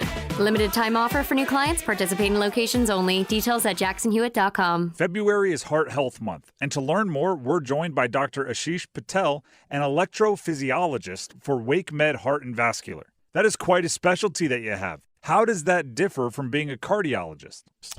Great question. Electrophysiology, also known as EP, is a specialty within cardiology. We refocus only on heart rhythm conditions, diagnoses that you may have heard of called AFib, SVT, and even cardiac arrest. So you specialize in complex arrhythmias? really the terminology is referred to the fact that we provide specialty procedures for these arrhythmias. And as an electrician of the heart, what we will do is sometimes perform procedures like ablation or pacemakers, defibrillators, various types of procedures to help patients. Does it affect men or women more frequently? The distribution of AFib is fairly equal both men and women, and it leads to a lot of problems. So we always have patients recommend that they get checked up for AFib. To learn more, check out WakeMed Heart and Vascular at wakemed.org. I know that hiring can be challenging. You need someone to match your role perfectly. Well, now you can meet them fast on ZipRecruiter. Build your team, build it sooner. Meet your match on ZipRecruiter. Just head to ZipRecruiter.com/free right now to try it for free. That's ZipRecruiter.com/free. Meet your match on ZipRecruiter. Try it free.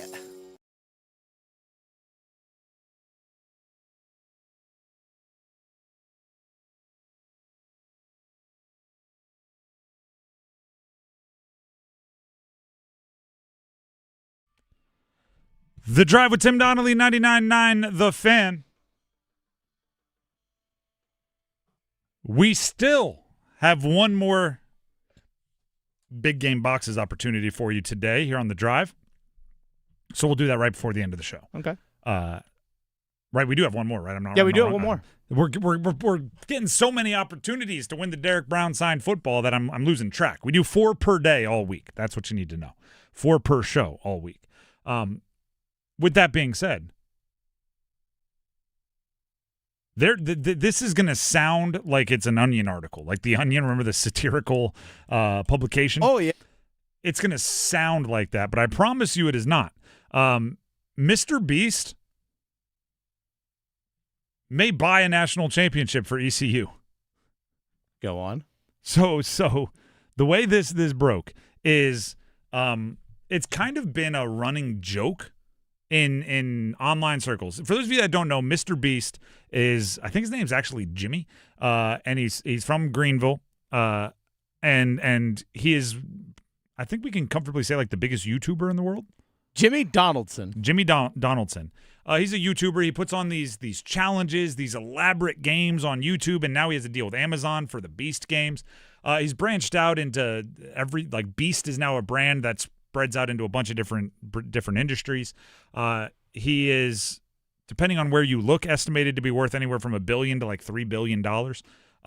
He does a lot of philanthropic work too with the money that he earns. But he makes it's even the videos, like he'll go put wells in villages that don't have water, and he'll make a video, and I don't know. It is very much like a Gen Z thing that I don't fully understand, but he makes a boatload of money doing it.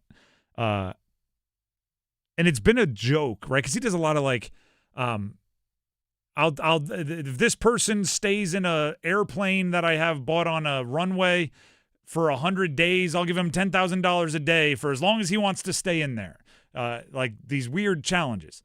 So somebody has been joking that he should take like $100 million and pick a group of 5 football team and just say, like, can I get them a national championship with $100 million?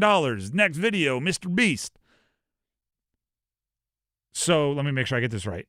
The Real O Show on Instagram put an AI picture together of him passing, this is Jimmy Donaldson, Mr. Beast, passing a stack of money to an ECU player. And the caption said, could Mr. Beast spend $100 million and make ECU a national champion?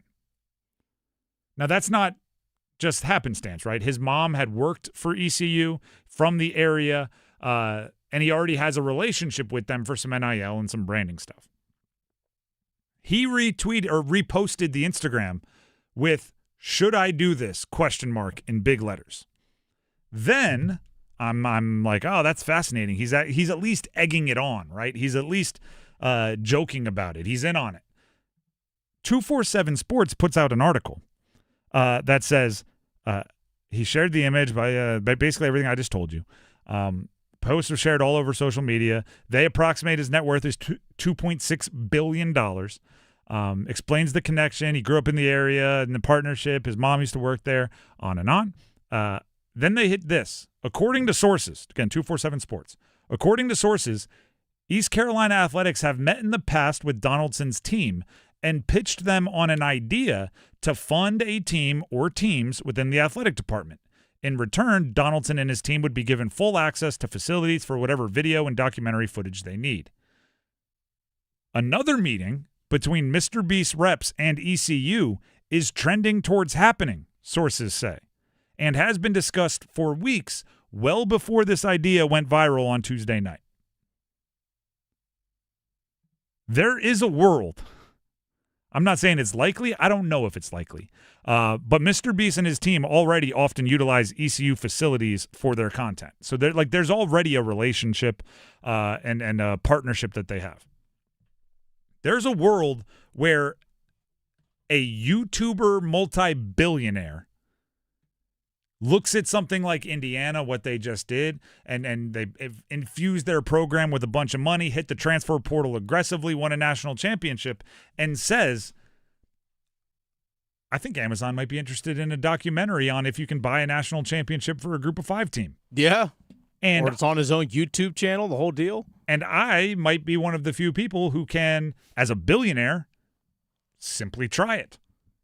And make, by the way, I think this would be a key, make money or at least build buzz and brand and everything, whether it works or not, right? If they go into next year's transfer portal with, say, a $70 million budget to spend on players and they're documenting everything, and next year's Darian Mensah, next year's Hollywood Smothers, next year's everybody really, really good goes to ECU because they're being double their offer of what they're getting elsewhere.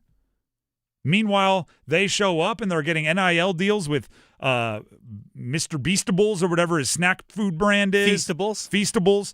And they're getting YouTube videos where they just have to be interviewed like, Survivor style and confessionals after practice. Yeah. Right? Coach was yelling at me. It's because I jumped off sides 3 times during team run. Need to be better. Or the stuff he does in his videos, the ECU players are the people in it.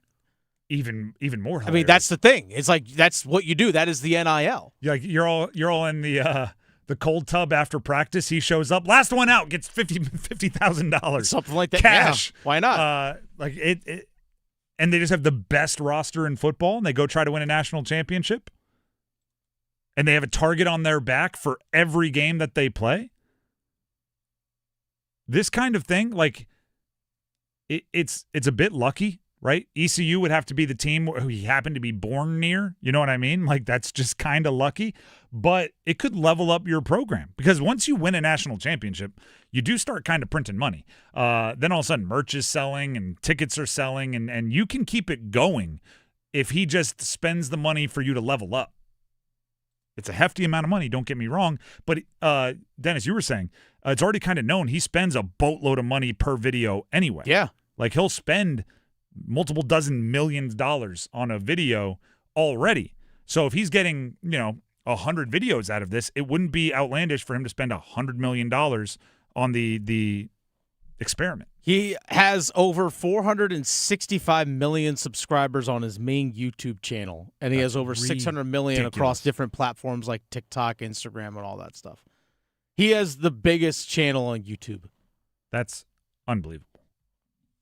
ECU might get a national championship out of it.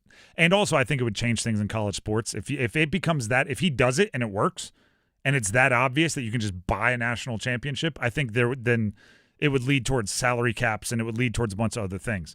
But that's a crazy story. Yeah. Mr. Beast, if you want to talk about it, why don't you come on our YouTube channel? Just give us that content that obviously works for you.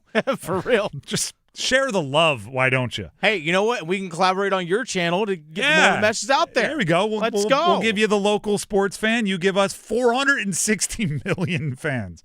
Yeah, fair trade. That's fair. Fair trade. The Drive with Tim Donnelly, 99.9 The Fan. We do have one more big game boxes contestant to register today, but first, Dennis Cox has a word. I do. Dennis Cox here. Real quick, I got to let you know about Loan Pronto and the low mortgage rates that they have that are back, folks. Loan Pronto, they have fixed-rate mortgages with APRs as low as 4.89%, the lowest in years. Smart homeowners, they're taking advantage of this while they can. If you got stuck in a 6% loan, you can lower your payment big time, or you can keep your primary mortgage intact and get cash out of your equity with Loan Pronto's Rapid Equity Loan. One homeowner just got $250,000 out of their home. They paid off all their credit cards and some car loans and cut their monthly expense by $2,000. Call now and see what option works best for you, but don't miss the big rate drop of 2026. Ask about new home loans, VA loans, full cash out refis, or their famous Rapid Equity Loan. You can close in less than 2 weeks, and you may be able to skip your next 2 house payments altogether. Call 919-381-1760 or visit loanpronto.com for your free instant home appraisal with no hard credit pull. 919-381-1760 or visit loanpronto.com. Equal housing lender, NMLS 166171, APR for well-qualified buyers. Visit NMLSconsumeraccess.org. The Drive with Tim Donnelly, 99.9 The Fan. Last chance for today. We have 4 more chances tomorrow for you to become a contestant in our big game boxes with The Drive. Right now, call 919-860-5326. Caller number 10 will be randomly assigned 5 squares, 5 boxes in the grid, which everything will be assigned and the numbers will be assigned Friday at 6 p.m. after the show. Then the grid will be posted on social media for you to know what numbers you're rooting for. The person with the box containing the correct pair of numbers that correspond to the final score of the big game on Sunday will win a signed football from Derek Brown, the big man in the middle. So call in now, 919-860-5326. Caller number 10 gets 5 boxes on the grid. Overtime is up next here on 99.9 The Fan. We're going to start with a reaction to the Panarin trade earlier. Until tomorrow, everybody, have a great night. We'll see you then. Listen for the oh my goodness. Sears pulls up left wing 3. Ring it up. A dagger. A dagger by Sears. They got postered. Rebound battled for. Picked down Dugout. Rejected emphatically by Coleman Hawkins. What in the what? Maddox for Xavier. He'll throw a bounce pass in the lane for a two-handed jam. The road to Indianapolis runs through 99.9 The Fan. It's bow time. A leg and thigh dinner from Bojangles for just $6.99. Leg and thigh dinner from Bojangles for just $6.99. So crispy. And juicy. So much flavor. Stop it. What are you doing? What? You expect me to get this delicious deal and not say anything? You're unbelievable. You're unbelievable. With a boldly seasoned leg and thigh, choice of fixin', a biscuit, and legendary iced tea, it's a deal so good it's worth repeating. So eat and repeat while it lasts. It's bow time. It's bow time. Dine in, drive through, or tap your favorite delivery app and have Bojangles come to you. Satisfy your craving for flavor right now with Bojangles 2-piece dinner. 2 pieces of Bojangles dark meat chicken, your choice of fixin', a biscuit, and iced tea for just $6.99. That's right, just $6.99 for limited time at participating Bojangles. What are you waiting for? When you're hungry, it's always bow time. Hi, Flo here from Progressive. You know, life changes quickly, so it's good to have flexible coverage. Oh, you mean like adding another vehicle? Yes, that's something we can do. Great, because I was thinking about getting a van so we could just keep the kids' softball stuff in the car. Oh, we don't need to get into specifics. Just saying it's easy to change. Oh, and Hannah wants to try the tuba. Again, we don't need the specifics. Last year, she wanted to be a tap dancer, but that only lasted 2 lessons. Okay. But she kept the shoes because they are adorable. Well, just know that with Progressive, you can easily add another car to your auto insurance because we know life changes. Progressive Casualty Insurance Company and Affiliates. Hi, Greg Talbot with Strategic Tax Resolution. Tax enforcement and defense strategies have changed a lot over the last year. After nearly 5 years, the IRS has restarted automated collections. You could be next for bank levies and wage garnishments. Ignoring the issue is not an option. Call 984-272-2600 to get protected. Do you have unfiled returns or tax debt? We work directly with the IRS and states so you don't have to. Let us use our proven strategies and experience with the IRS and state to resolve your tax issue. Qualified clients have cut their tax debt by more than 90%. How would that feel? Act now to learn the latest updates to tax relief programs. Your eligibility may not be the same. Strategic Tax Resolution. Local, trusted, A+ rated by the BBB. Call 984-272-2600. Ask for me, Greg Talbot. 984-272-2600. You've got a guy on your side. StrategicTaxResolution.com. Get relief. This hour of the Triangle Sports Leader is powered by Ritchie Law Firm, Injury Lawyers. Ritchie Law is on top of it. Go to RitchieLaw.com. That's RitchieLaw.com. Broadcasting live from the Lenovo Studios. WCMC HD1 Holly Springs. 99.9 The Fan. The Triangle Sports Leader.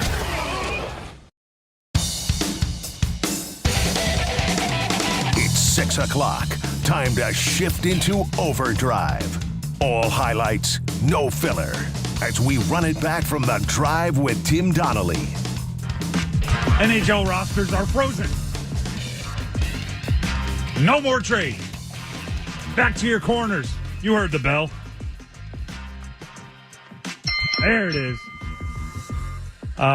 They're frozen for the Olympics. They're not frozen forever. You can still sign extensions. You can still do things within your own roster, but there's no trades and that sort of thing. You can still talk. You could. I mean, they can't. You can make dinner plans. You could meet up in Fargo in clandestine situations where nobody will know that you're having discussions.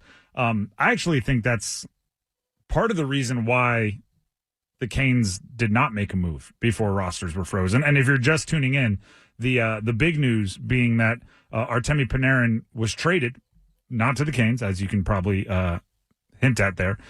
He was traded to the LA Kings. And we do have a few more details from Molly Walker, beat writer for the New York Post for the Rangers, on the actual details. Panarin is going to the Kings. The return is prospect Liam Greentree, who we looked up during the first segment. Solid prospect, producing a ton in some amateur levels, as well as a conditional third. That third-round pick can become a second if the Kings win one playoff round. Would be the better of two Kings thirds that they own right now if it remains at third, and a conditional fourth rounder in 2028 if the Kings win two playoff rounds. So there you go. That's the detail, the run of it. Molly is also reporting, Molly Walker, that the Kings were the only team Artemi Panarin wanted to go to and the only team the Rangers had to work with, which is always fun to learn, right? For a week, we're told this team's involved, that team's involved, this team is interested, this team made a hefty offer, this team turned down the conversation because the Rangers were asking for this player and all of this stuff. And then we learn, actually, they could only talk with the Kings. And that actually explains why the return felt underwhelming, right? If a player says, you can send me to this team or no team, that will get back to the team making the offer, and they will suddenly stand their ground much more aggressively because there's no leverage there, right? The Rangers didn't want to lose him for nothing in the offseason. They obviously wanted to have some kind of plan of what their roster was going to look like during this freeze, and they wanted it done before rosters froze at 3 p.m. So the Artemi Panarin trade